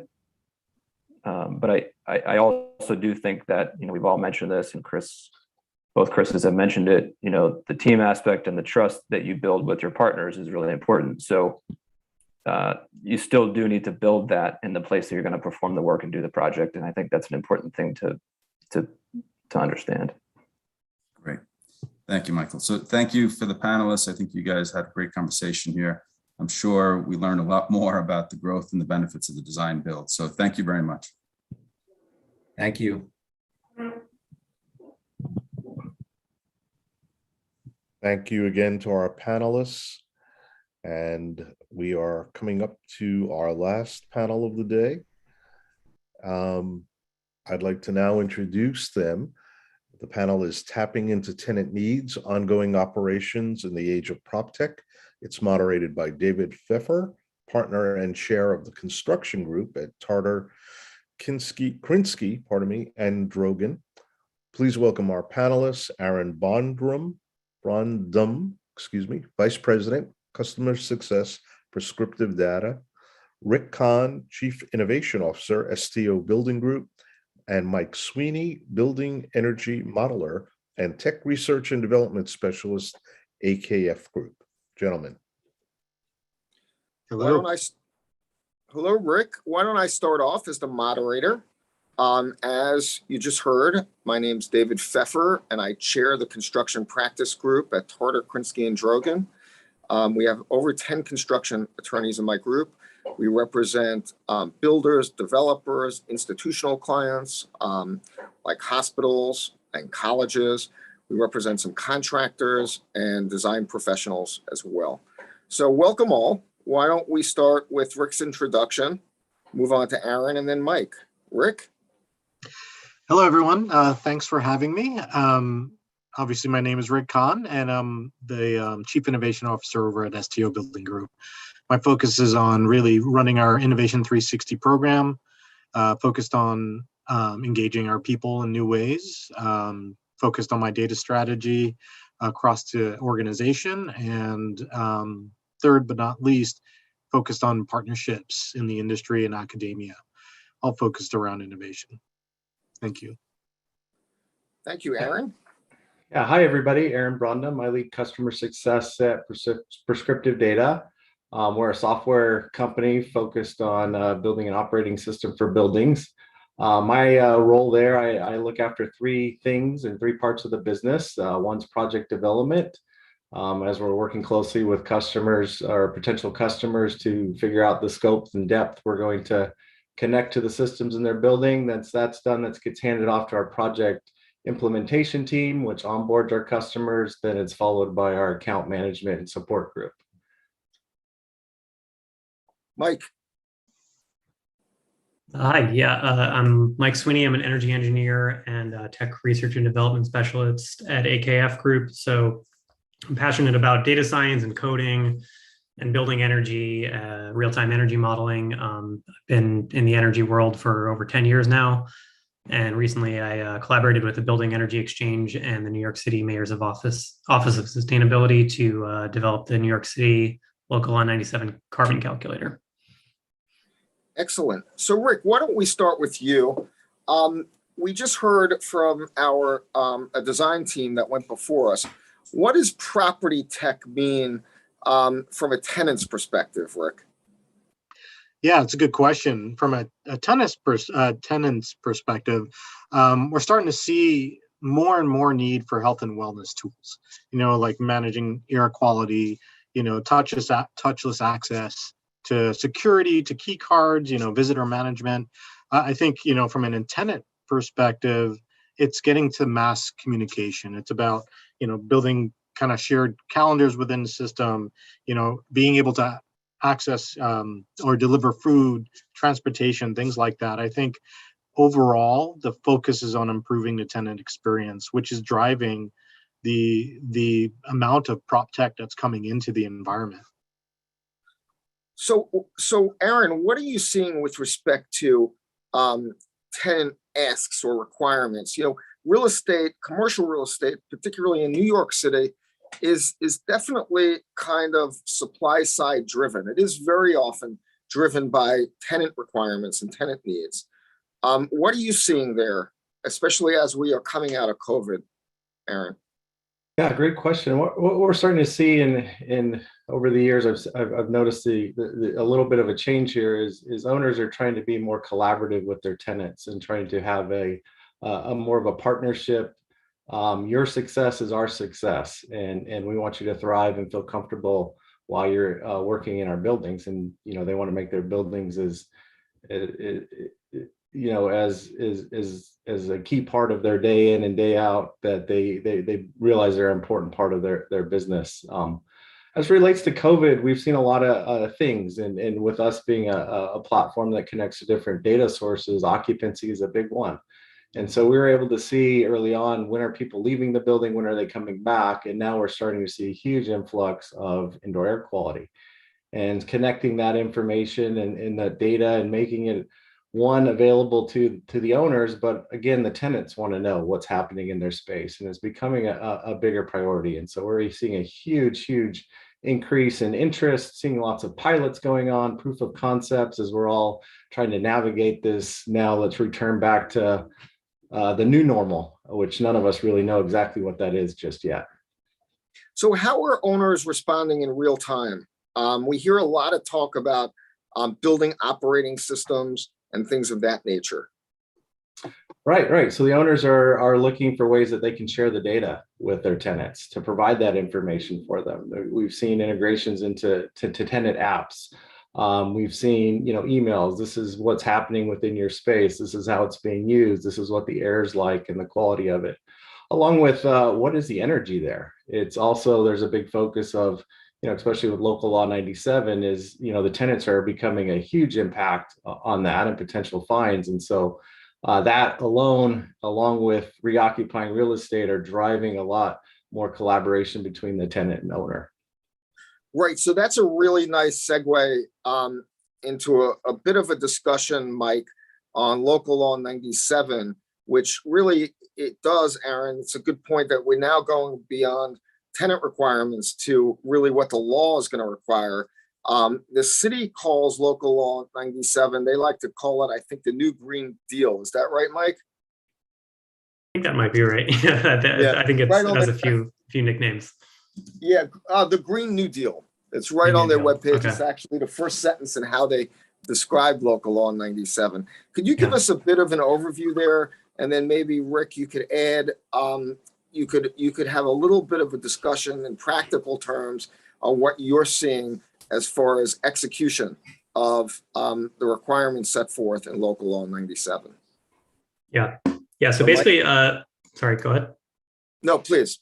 Okay. So basically, local law 97 sets a progressive series from now until I think 2040. And a series of gradients and thresholds where you have to calculate your buildings, and this is on a building basis, so not a tenant basis, your building's carbon intensity based on square footage, based on building type, and there's I think a dozen different types, and basically you plug it into a calculator and it gives you your threshold for 2024 and your threshold for 2030 and your threshold for 2035 and up. So a lot of this is kind of difficult because in addition to these more increasingly stringent thresholds, we do know that the electric grid is likely going to improve over the long run.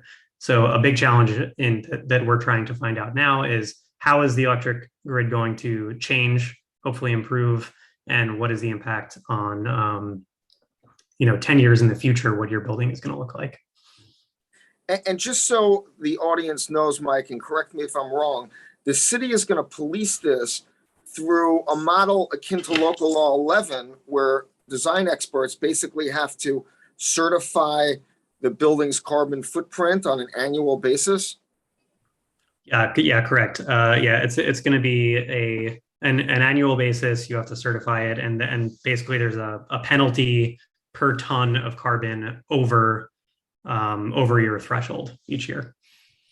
So what are we going to see building owners essentially demand of their tenants? What's AKF doing on their projects with commercial build outs in relation to Local Law 97?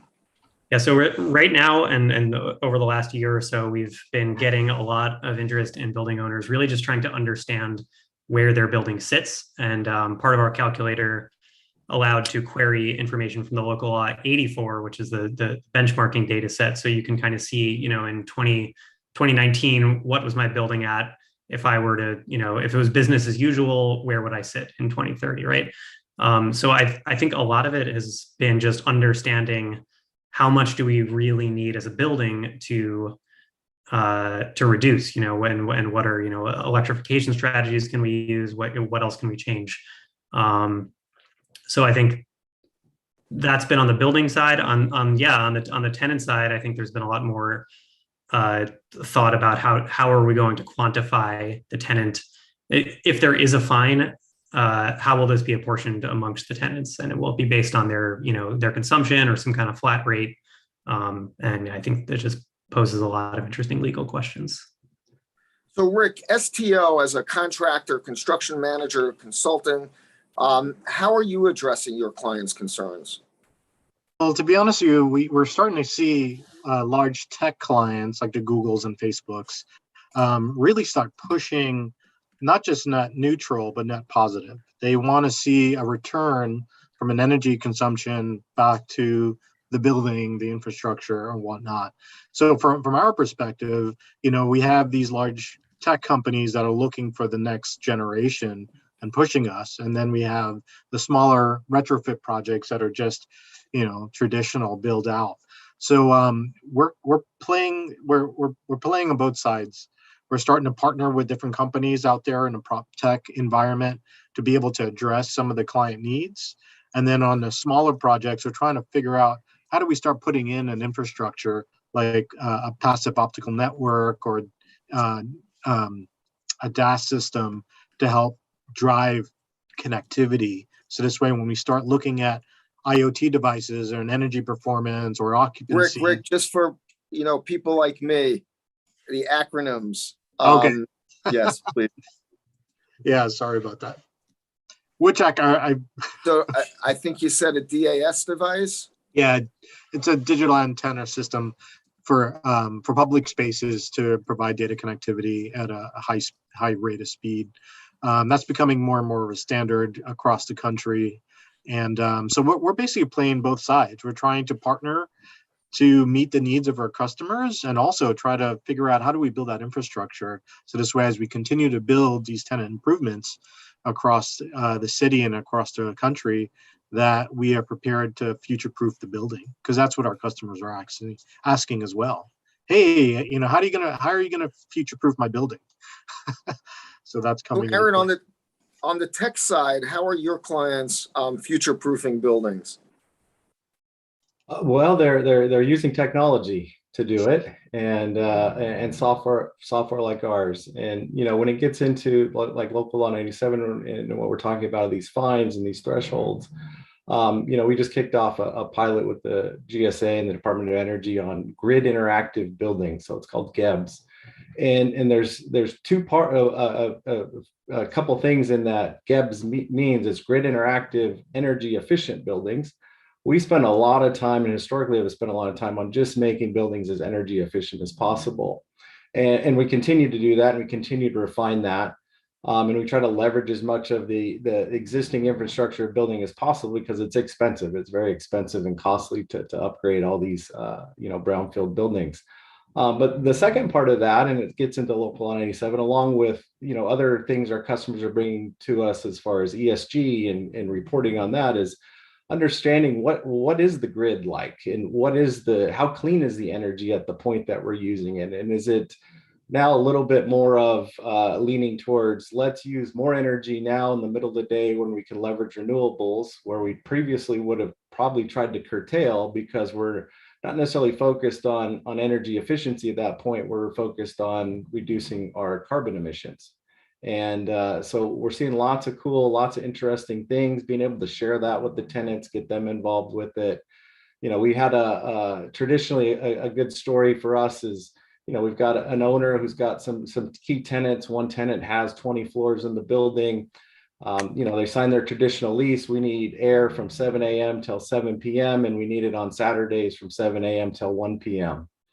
We had a system, we connected a bunch of data to it. We saw what the occupancy levels were, and we were able to go back to the owner, who then in turn worked with the tenant to let them know, listen, Mr. Tenant, your people aren't showing up till 9 and they're leaving at 5. And on Saturday, you might have 6 people in the building. And oh, by the way, you're paying for all that energy.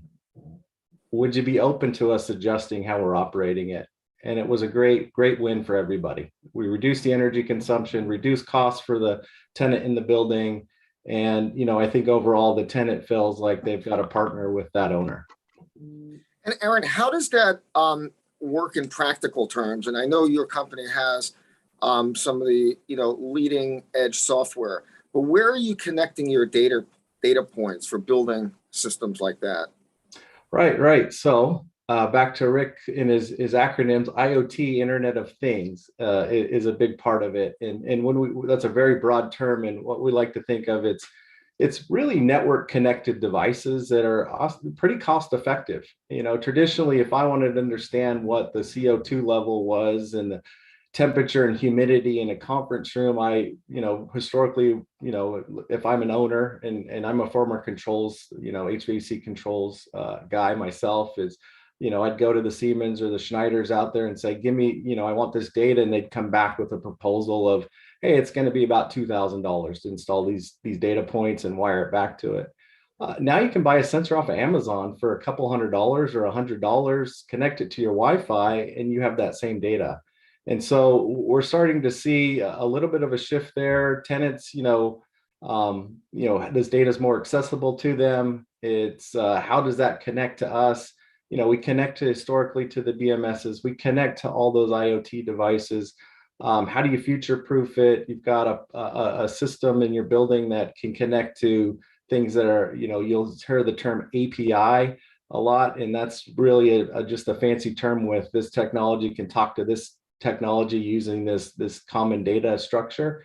And we're seeing a lot of that.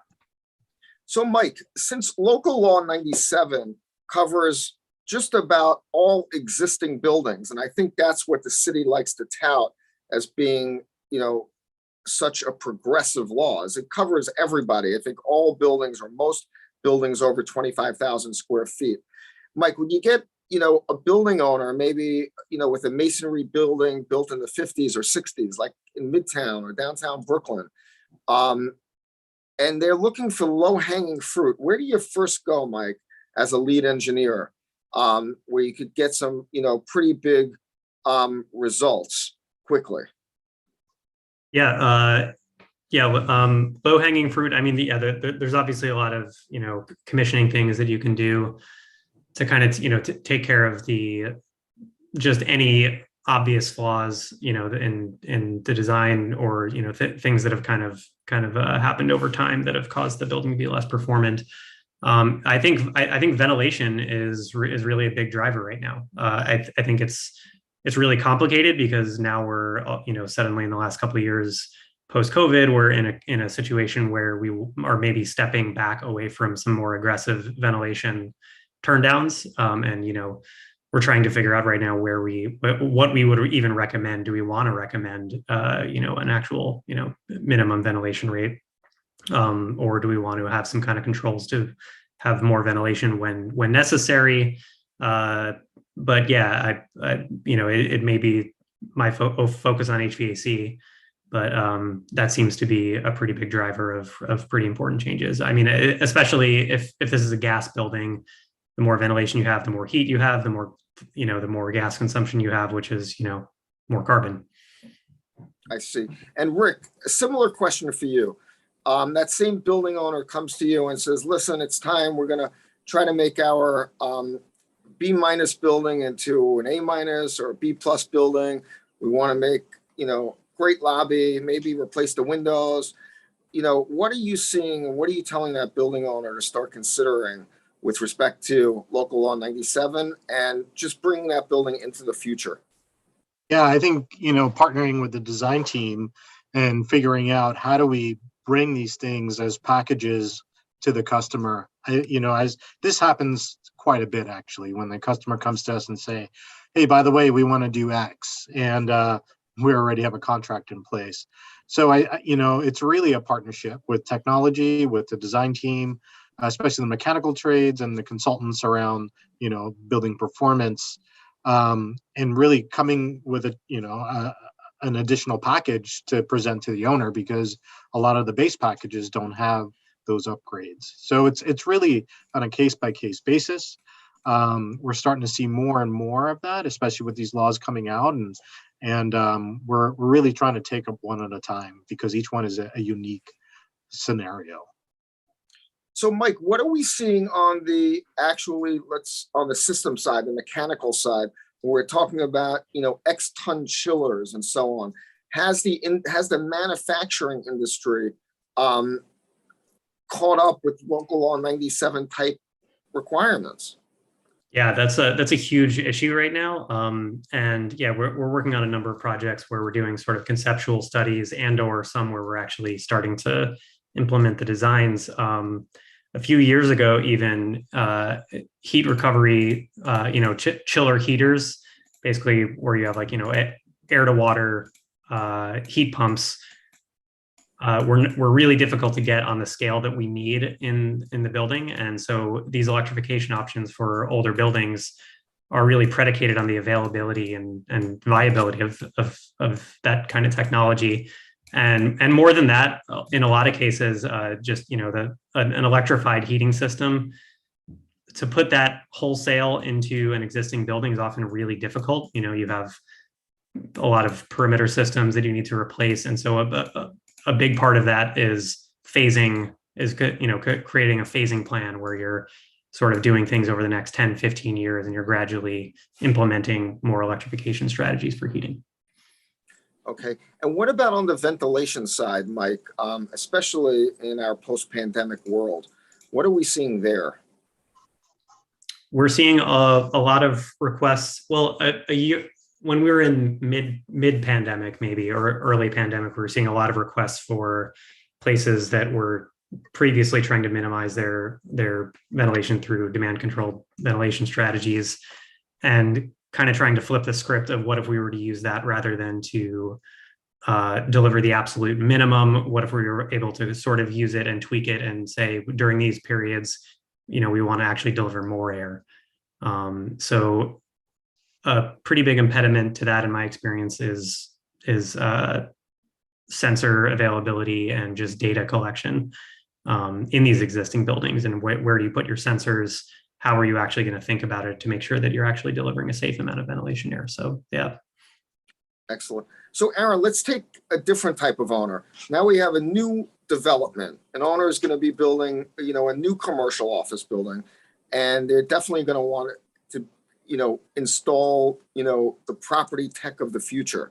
What's really kind of cutting edge for new buildings that you don't have to retrofit things or test things? Is your firm working with the design professionals, the AKFs of the world, the Genslers and the architects and so on? Well, we do. We work a bit with JB&B on a few projects, and some of our customers are in the process right now of designing and getting ready to, or in process of building some new buildings. And so it's a big collaboration of that is what is the future, but it's also collaborating with those core building technology partners as well. So, your BMS vendor, Schneider Electric or Johnson Controls and Siemens, we're not there to replace it. We're kind of the bridge that brings that together with the Otis elevators, with the security systems and the turnstiles. So, what is the data that's important that's going to help you operate the building, and making sure you're getting in early to understand, what is the data, what's it going to be used for, and what value is it going to bring, right? We can get into a lot of discussions of, oh, these sensors, they're very cost effective. They're wireless. Let's light up every point or area of the building as possible. But then you've got to balance that with, now somebody's got to operate and manage and maintain those sensors, right?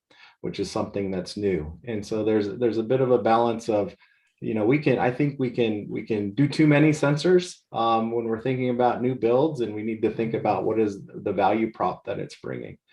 We get a lot of people, every time we talk to them, the first thing they come up is connect to my lights. Let's do something cool with the lights. When you start peeling back the layers of the onion there, and what are you trying to do? Lighting's really efficient right now, and it doesn't use a lot of energy. And most lights have motion sensors, and they're pretty good. And so what is the purpose? Why do you want to connect to it? Well, let's understand the energy consumption of it. Maybe we can get some other data points from it. But we get a lot of just connect to this, connect to that. Let's bring all this data together without anybody really asking the question, now what are we going to do with the data, and how are we going to get value from it? That's really interesting. Next question. I see, so many people are working from home, even as we come out of the pandemic. Have you seen any sort of, issues transitioning to the residential space, particularly buildings? I mean, we all have our computers on, probably generating a lot more heat in our homes than we did 2 years ago during the day. What should those developers be considering, and owners of multi-unit residential buildings? We do a little bit of residential stuff, and it kind of falls in. We do some hospitality, and that one gets a little tricky, because if somebody wants to pay this much rent and have a 66-degree apartment on a 100-degree day, it's really hard for an owner to say no. And there are challenges, and I think there's lots of opportunity, and I don't know if anybody's quite solved it yet. Mike, what will a local law type in 97 ultimately be passed to cover existing residential buildings, or is that just too much of an ask right now? Yeah, I believe any buildings over 25,000 square feet. So there's a few different classifications of residential in the law. But yeah, it's going to be definitely tricky. Right. You do have, the R2 occupancy group is covered by local law 97, but it certainly becomes more tricky, correct? And kind of forcing residential users, particularly rental residential units, to comply with those laws. Because like Aaron said, if someone wants to turn up the air on a 100-degree day, it's really hard to stop that person. Yeah, absolutely. I mean, it's similar to the issue of, an office building with a tenant that has, a server room or some kind of, IT infrastructure that is like twice the connected load as another tenant is. It's going to come down to really, some kind of lease agreement and some kind of monitoring. Obviously, that's more difficult if you're doing something in a residential building where it's a lot more granular. It's maybe difficult to actually build that into lease language, and I don't think there's a lot of precedent for that at the moment. So yeah, I think there's going to be a lot of interesting new developments in tenant leases. Rick, I think you mentioned net positive. What do you mean by that? And do we really have building owners and users that are striving, in the masses to be net positive? Well, the net positive is, again, if it's net zero neutral from a carbon perspective, they want to be able to give back. So, some of the customers are looking at CLT buildings or cross-laminated timber buildings to get rid of a lot of the carbon embedded in the concrete. But in terms of water consumption, being able to repurpose water on a site, or through purple piping or whatnot, and things like that. So from some of the larger projects are looking at on-site energy capture, whether it's solar or wind or geothermal for buildings themselves. Okay. What about health and wellness issues as we come out of the pandemic? What are you seeing there? I mean, some of the new spaces that are being built, during the pandemic, you see these beautiful open amenity spaces, both in residential and commercial buildings. And I think, you're going to see more outdoor spaces, right, incorporated into commercial buildings. I see a bit of that at One Vanderbilt and other office buildings being built. 425 Park, I think, has incorporated some outdoor space and terraces into their commercial amenities. Rick, what are you seeing there? Well, I think owners are starting to say we have to incentivize our tenants to be back in the office. So how can we leverage a space that's like a smart home? I can use my mobile app to control my lights and my music and sound and all that good stuff, or even appliances. From the tenant experience perspective, they're looking for similar types of controls. Indoor air quality monitoring, again, the amenities of the building. How can we leverage these spaces in a better way? How can I, rent or schedule spaces in the public spaces?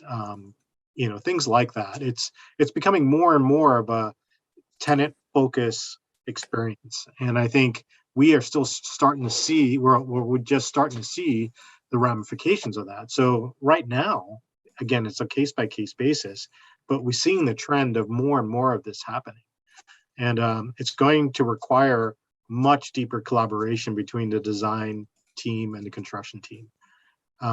Because we will, as the construction team, will have to be embedding that smart technology into the build. I see. And Mike, what's AKF seeing, as MEP engineers, mechanical, electrical, and plumbing engineers on the health and wellness side post-pandemic? Yeah, again, I mean, we have, there's a lot of new, filtration ideas that we're bouncing around, that we're installing in some newer buildings. Again, yeah, I mean, it really, a lot of it's coming down to ventilation. We did a study on an office building, typical office hours, where what would happen if we were to raise the ventilation rate. And I think we did about, 30 different iterations of it, and we were seeing about a 2-point EUI increase per 5% of increased ventilation. So it's a lot of it is balancing that out. But yeah, indoor air quality monitoring is going to be more and more important. Aaron, can those areas, filtration, ventilation, be monitored with equipment like yours?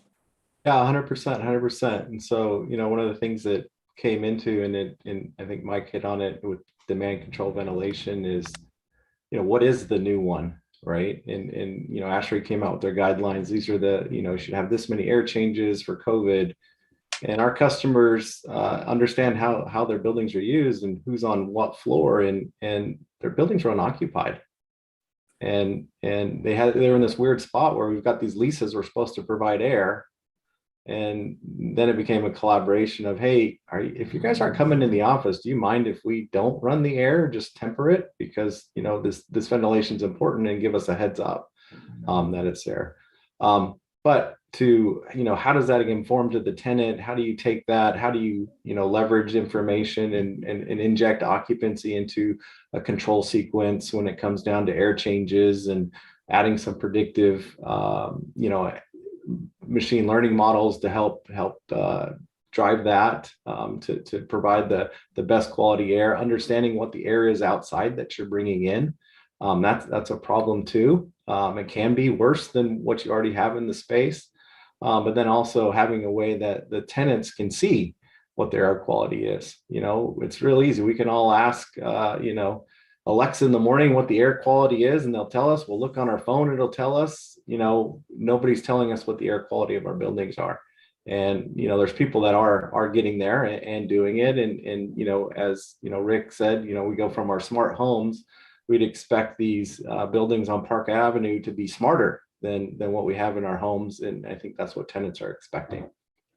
That's really interesting. And you said occupancy. So Mike, I want to ask you, with 2024, I think being the first certification year under Local Law 97, and no one truly knowing, let alone specific building owners, what the work world is going to look like for commercial office buildings in 2 years. I think everyone would concede that it's probably going to look different than it did 2 years ago. How do you prepare for 2024 certifications when we really don't know what the workplace, the new post-pandemic workplace, is going to look like as far as occupancy? Yeah, it's hard. It's hard, honestly. We're internally, we're going through a shift in our office space at the moment right now, where we're trying to account for that a little bit. It's really about, it's going to be about, I think, especially like you said, in this first period. Hopefully, after 2024, things are the way that we're occupying spaces are a little bit more less volatile, but right now, yeah, it's really hard to imagine what office space is going to look like in 2024, let alone what our fines are going to be. So I think just remaining agile and accounting for, any number of scenarios to make sure that, we don't get hit with exorbitant fines, and then also are, taking care of the health and well-being of our occupants. Okay, and maybe going back to Rick and Aaron, since you really need the monitoring to know where you're at and where you want to go, and under the regulatory framework of Local Law 97, you're going to need to have certain monitors for design professionals sign off. What sort of cost are we looking at with respect to building technology, Aaron and Rick? Aaron, do you want to take this one? Sure. So it's been a little bit of a struggle for a software company like ours that's SaaS based. You think about we used to go to the store and buy a box of Microsoft Office, and we get the CDs and load them in our computer, and that was it. And we get an update once in a while, and then we have to buy another box the next year, right? But just like Microsoft has transitioned to a software as a service model where you're paying an annual fee and it's a lower cost, we're the same way. We're a hosted web platform in the cloud, and we're hosting the data, we're managing it, we're maintaining it, but then also as the customers use it, they're receiving, as we make incremental improvements to the software, just like you do today with Word and Excel, you're receiving those benefits. And then also, because we're based on machine learning and AI, machine learning and artificial intelligence gets smarter the more data that it has. And so as more buildings are connected to platforms like ours, and that data is anonymized and fed into those learning models, we're gaining new insights, and everybody that's on this, our Nantum ecosphere is incrementally becoming more energy efficient and getting improvement for it. But it's a new line item in the budget.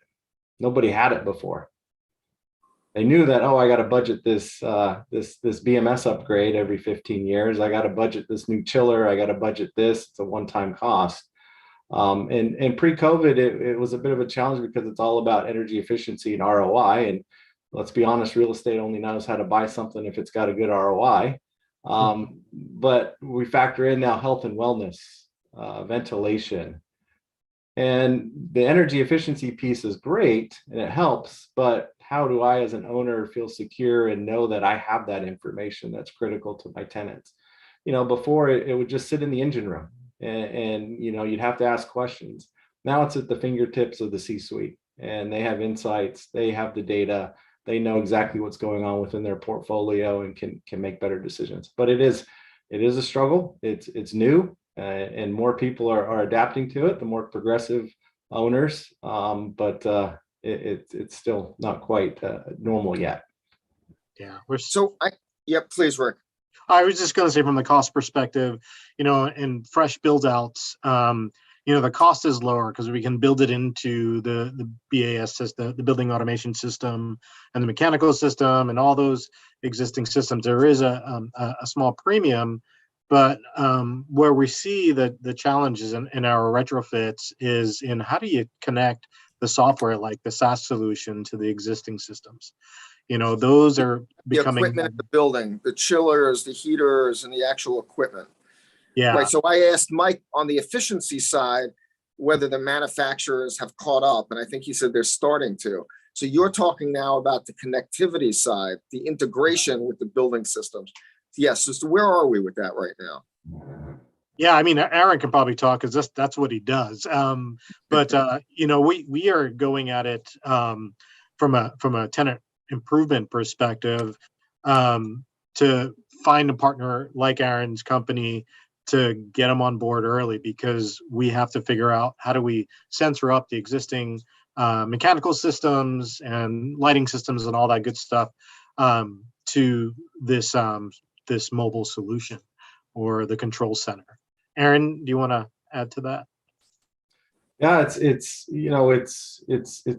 flipping the script a little of the traditional construction world, and construction's it's years behind, right? These buildings were designed a couple of years ago, and now the steel's going up. And if I bid on it as a BMS contractor, I'd get it awarded, and 2 years later I'd step foot on the job, and everybody's screaming at me to hurry up and finish, right? It's being collaborative, and you have to have the ownership's buy-in, and they've got to make the investments on their side and understand the value of it and push for it. It's not just hand it off to a GC and expect to have amazing results. They're in to get it in, get it off, make some money, and go on to the next thing. It's a partnership. Exactly. So with that, and about 5 minutes remaining, why don't I open it up to Q&A? So I'll ask Emily, do we have any questions out there?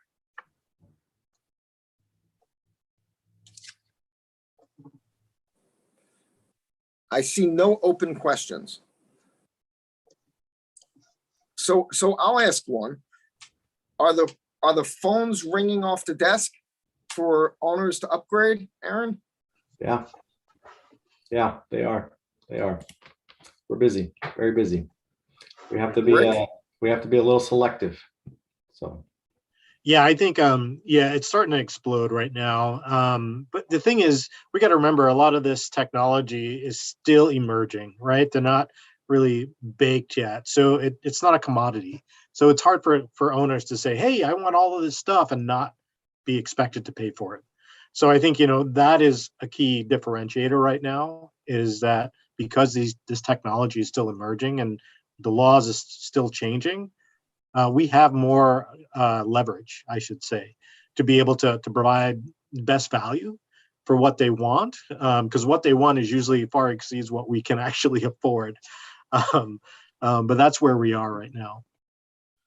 Okay, I see one question from our audience here.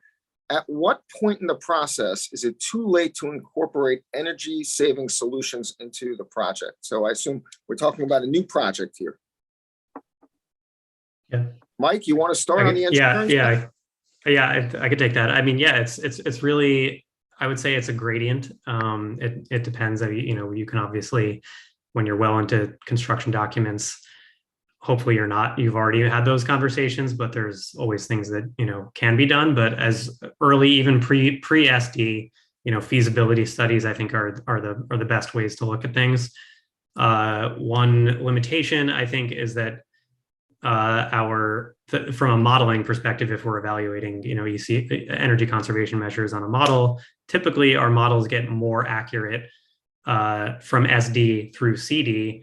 So you're kind of fighting that accuracy of a model versus doing any, preliminary ECM.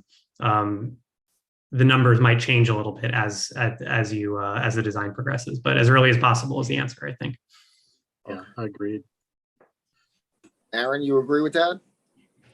Well, I definitely, when you're picking equipment, you got to get it before it goes in. That it's pretty costly to do, but I think it's always, you should be pushing the envelope. What we can do more. Are we running as efficient as possible? You know, where should I spend my energy right now at this time of the day? Should the chiller plant be taking the bulk of it, or the air handler? And how do I know that those are interconnected and mutually optimizing the system for the load that's in the building? And that's where you can continually find improvement. And you know, there's always a little bit more that you can get. And you know, leveraging new technologies. And you know, like I said earlier, it's all about leveraging machine learning models and artificial intelligence into control systems. You know, traditionally, like we'll call it a loop control. It's very easy. It's a very simple algorithm. There's some tuning and stuff that goes into it. But once it's done, it's there, and it kind of sits, and somebody looks at it once in a while. So now leveraging cloud technologies, machine learning, artificial intelligence to pay attention to what it's doing, to potentially take over that control, and getting it incrementally better over time. You know, a quarter of a degree, a half a degree here and there adds up after, you know, 365 days of use.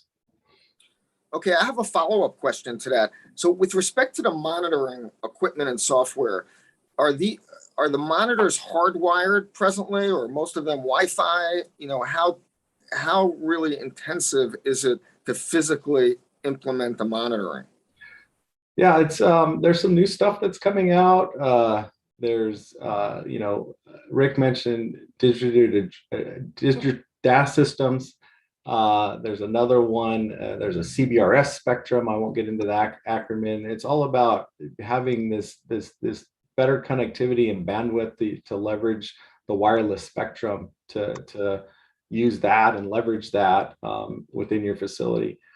Personally, I prefer wired solutions. They tend to last longer. They're easier to manage and maintain. Wireless can get really hard when you're in a basement, but sometimes it's good enough. And is the data that you're using helpful and critical to the control of a piece of equipment? Yeah, let's probably hardwire that.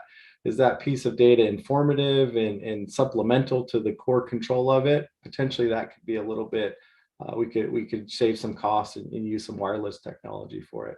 You don't see a lot of Wi-Fi. Wi-Fi drains battery. It's not quite solved yet. And nobody's really standardized on wireless. We've heard Zigbee and some other technologies, but it's still, I think it's still wide open. Well, with that and my instructions that we've gone over time, I want to thank Aaron, Mike, and Rick. You were excellent. This was very informative, and I look forward to seeing you soon. Thank you again. Thank you. And now we are finished with our panels and moving to our closing keynote. Please welcome our moderator again, Tom Acatelli, Deputy Editor, Commercial Observer, and our keynote speaker, Joseph Mizzi, President and Chief Operating Officer, Sciame Construction, LLC. Gentlemen. Hi, thanks a lot, Phil. Joe, can you hear me? Yes, I can hear you. Okay, great. I wanted to get right into it with the topic that's come up a lot during this forum, the design build. What is Sciame's Construction's perspective on design build? And is it actively engaged in this delivery method? And give us some takeaways or perspectives on it. Great. Well, thank you, Tom, and good afternoon, everybody. I realize I'm the last guy standing between you guys and finishing this event that's been going on since this morning. So I'll try to keep it brief and maybe in my responses do some wrap up on what I heard. So yes. No, I just said great. Go for it. Sorry. Great. Thanks, Tom. First of all, yes, we're actively involved in design build. And I was listening from the early panels on technology and collaboration, and it's really nice to see the latter panels integrate design build and really the connection between the two, which I think I'll just touch on in a second. But yes, we are doing design build. We're actively involved. As I think Chris Mills said, public sector seems to be, in New York City, certainly a lot more engaged in design build. So we're doing it through some DDC and some agency type projects, but really very interested in how that might work in the private sector, where we do a good bit of work. And I just, thought, hearing the comments on collaboration and technology, maybe just sum up what I see and how it ties to design build. Early on, I heard, a lot of talk from our industry colleagues, a lot of firms that we work with or work alongside of in the industry, about advancing technology, really how it's caused design and construction teams to collaborate and cooperate and coordinate even more, and I agree, I think that the consensus was that is a good thing. And we're in an industry, as was mentioned, I think sometimes clients rely on creative conflict between the teams to get perhaps an advantage. But I think we've always taken the collaborative approach at Siami Construction, and I think that's it's good that I agree that's where success seems to be happening, where our industry seems to be heading across the design and construction sectors. That collaboration, certainly, if it doesn't require trust and transparency, it certainly relies on trust and transparency to succeed. And 2 points I'd like to mention. In 2009, I was asked to write an article for Architects newspaper, and it was about IPD at the time, integrated project delivery.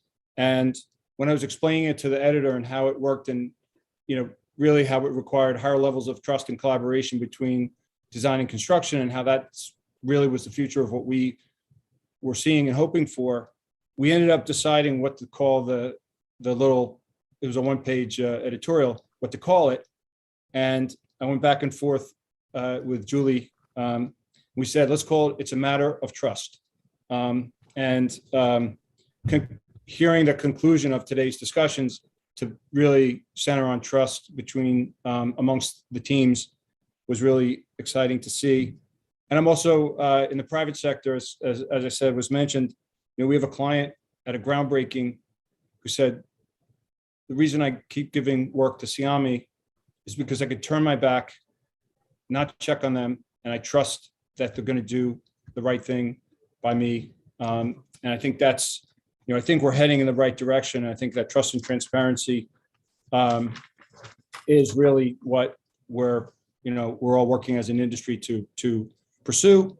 I agree with some of the challenges. It was mentioned more public than private. So I think we need those design teams and clients who are willing to to take this more actively into the private sector. I think it is a better model than fee-based construction management. And I do think we have some of the challenges that were mentioned during the panel session on design build, the liability side of things, the legal aspects, contracts, insurance, being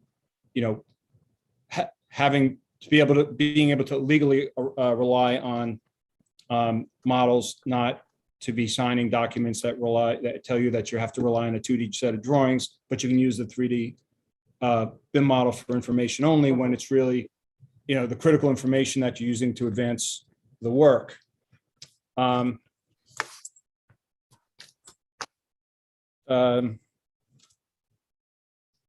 terms of some of the technologies, Tom, that we're using at Siami. Can you talk about that, especially the newer ones?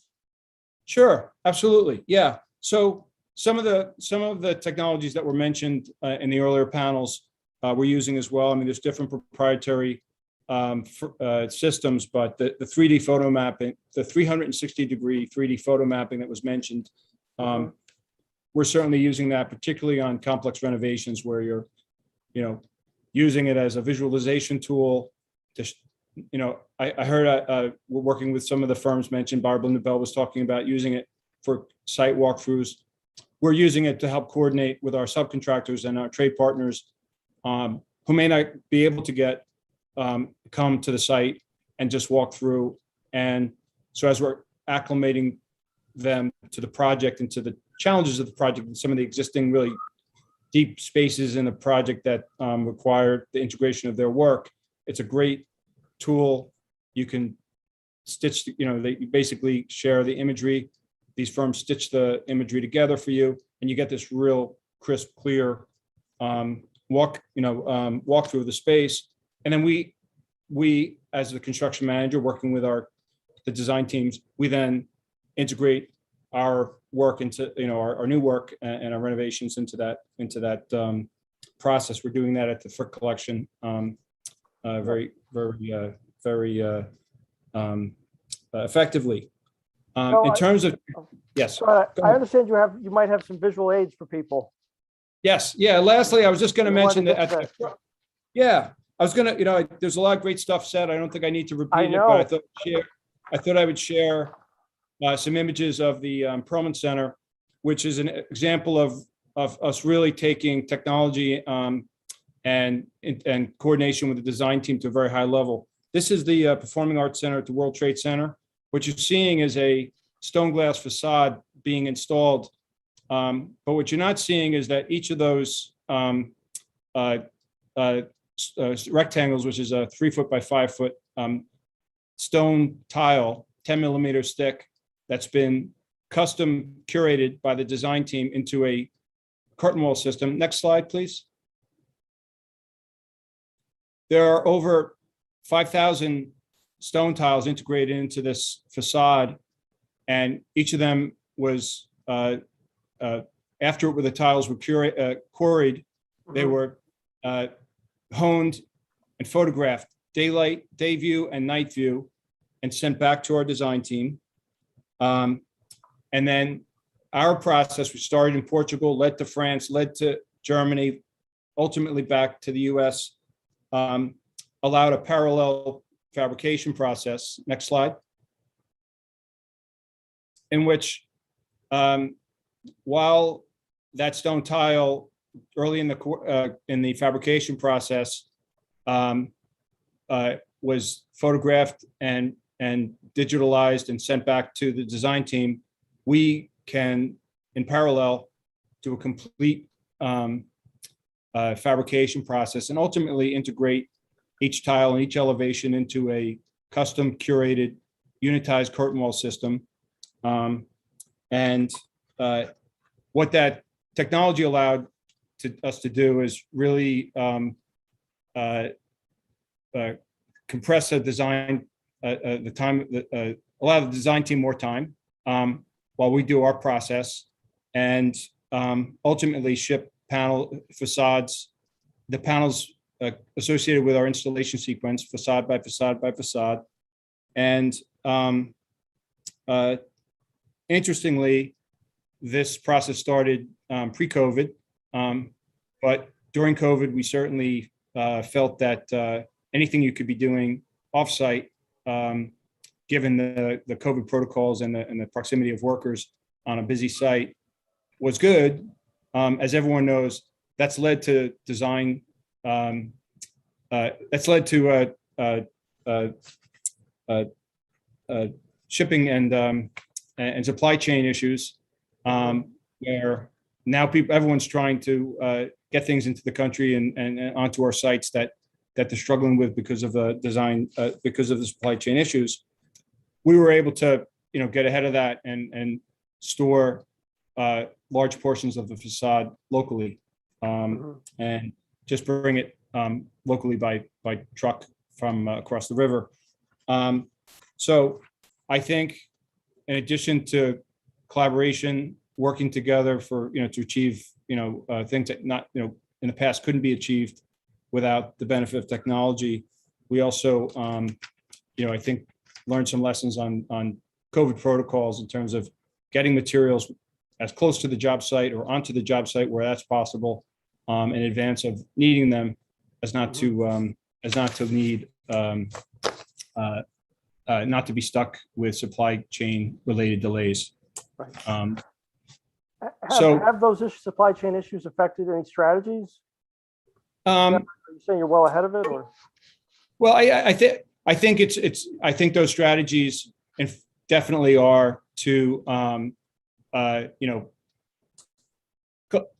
I think our industry has always had a little, again, I think it's an industry where clients relied on subcontractors' abilities or willingness to put work in place, CM's willingness to put work in place, and then get paid for it, other than work in, stored materials, which has always been the case.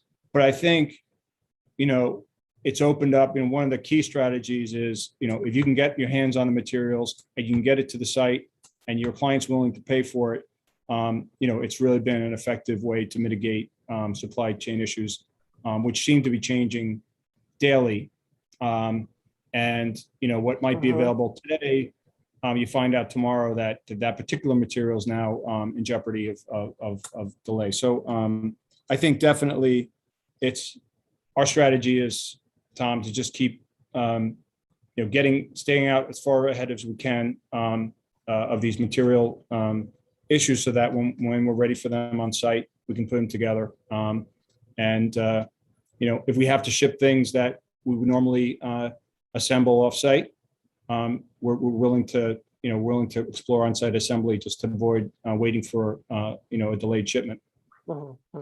And just to be clear, these were things you were doing pre-COVID sometimes, right?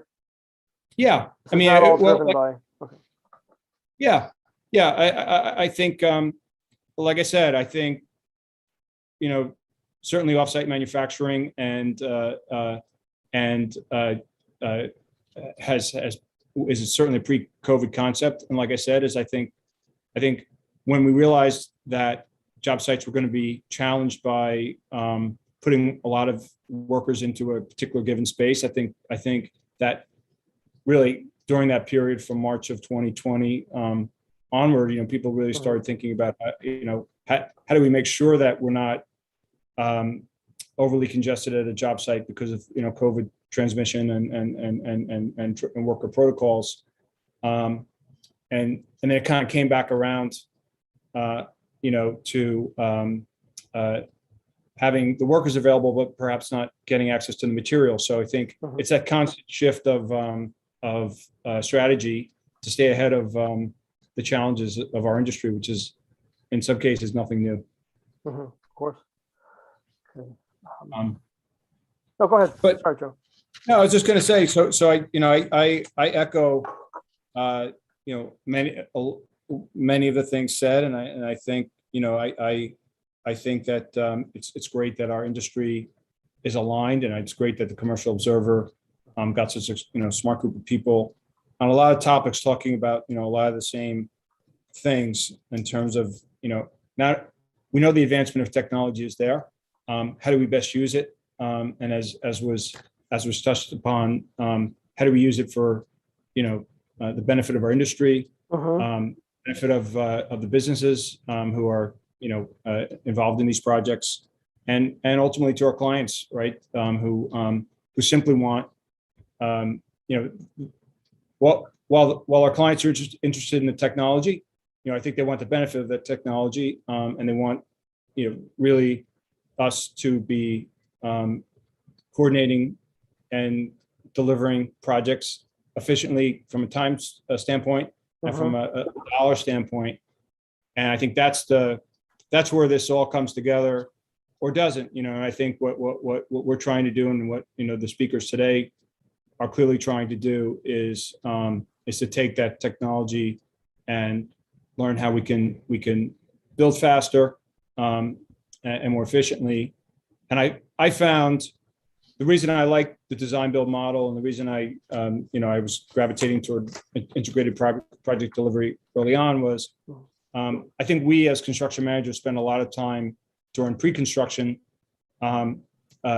working inefficiently. We're contributing, but we're not fully contributing.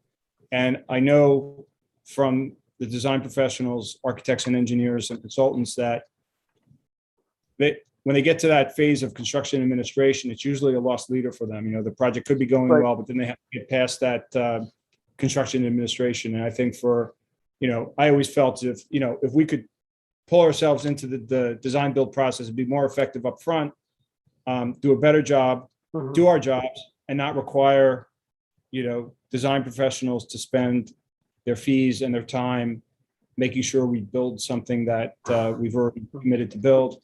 and are obligated to build, I think that those efficiencies is what will lead to, to a better industry.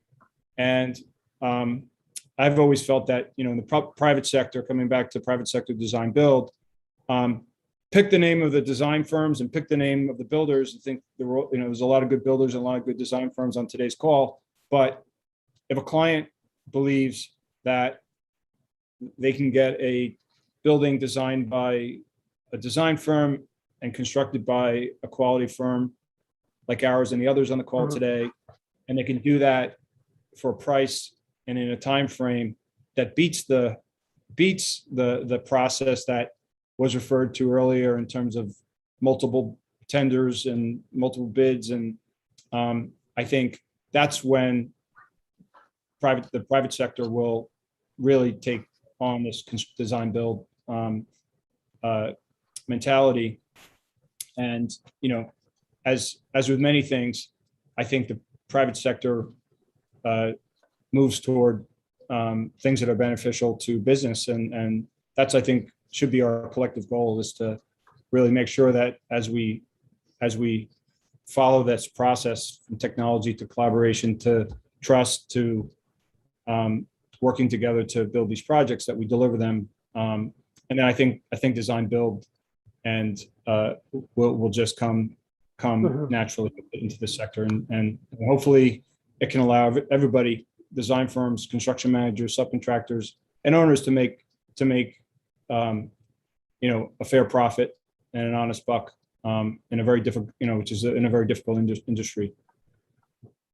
Well, Joseph Vizzi of Skiami Construction, this has been fantastic. I wish we had more time. We knew going in we only had about 15 minutes, but our conversation with Joe concludes today's program. And I want to thank our sponsors again: AKF, AMA Group, Atmos Air Solutions, Buyer Binder Bell, Broadway Construction Group, EP Engineering, Gilbane, Grassy Advisors and Accountants, Janus International, JB&B, JRM, KPFF Consulting Engineers, Langen, Lend-Lease, Plaza Construction, Prescriptive Data, Skiami, Smart App, STO Building Group, Suffolk, and Tartar, Krinsky, and Drogan. Thank you again for joining us today. And I want to second what Joe said at the end. This was teeming with fantastic panelists and experts. So don't forget to mark your calendars for the Commercial Observer's 3rd Annual Innovators Forum and Awards Reception, being held in person this Thursday, November 18th at 60 Madison Avenue, that's 60. We also have our National Life Sciences Forum, which will be held virtually on December 1st. More information can be found on our website at commercialobserver.com/events. Thank you, everyone.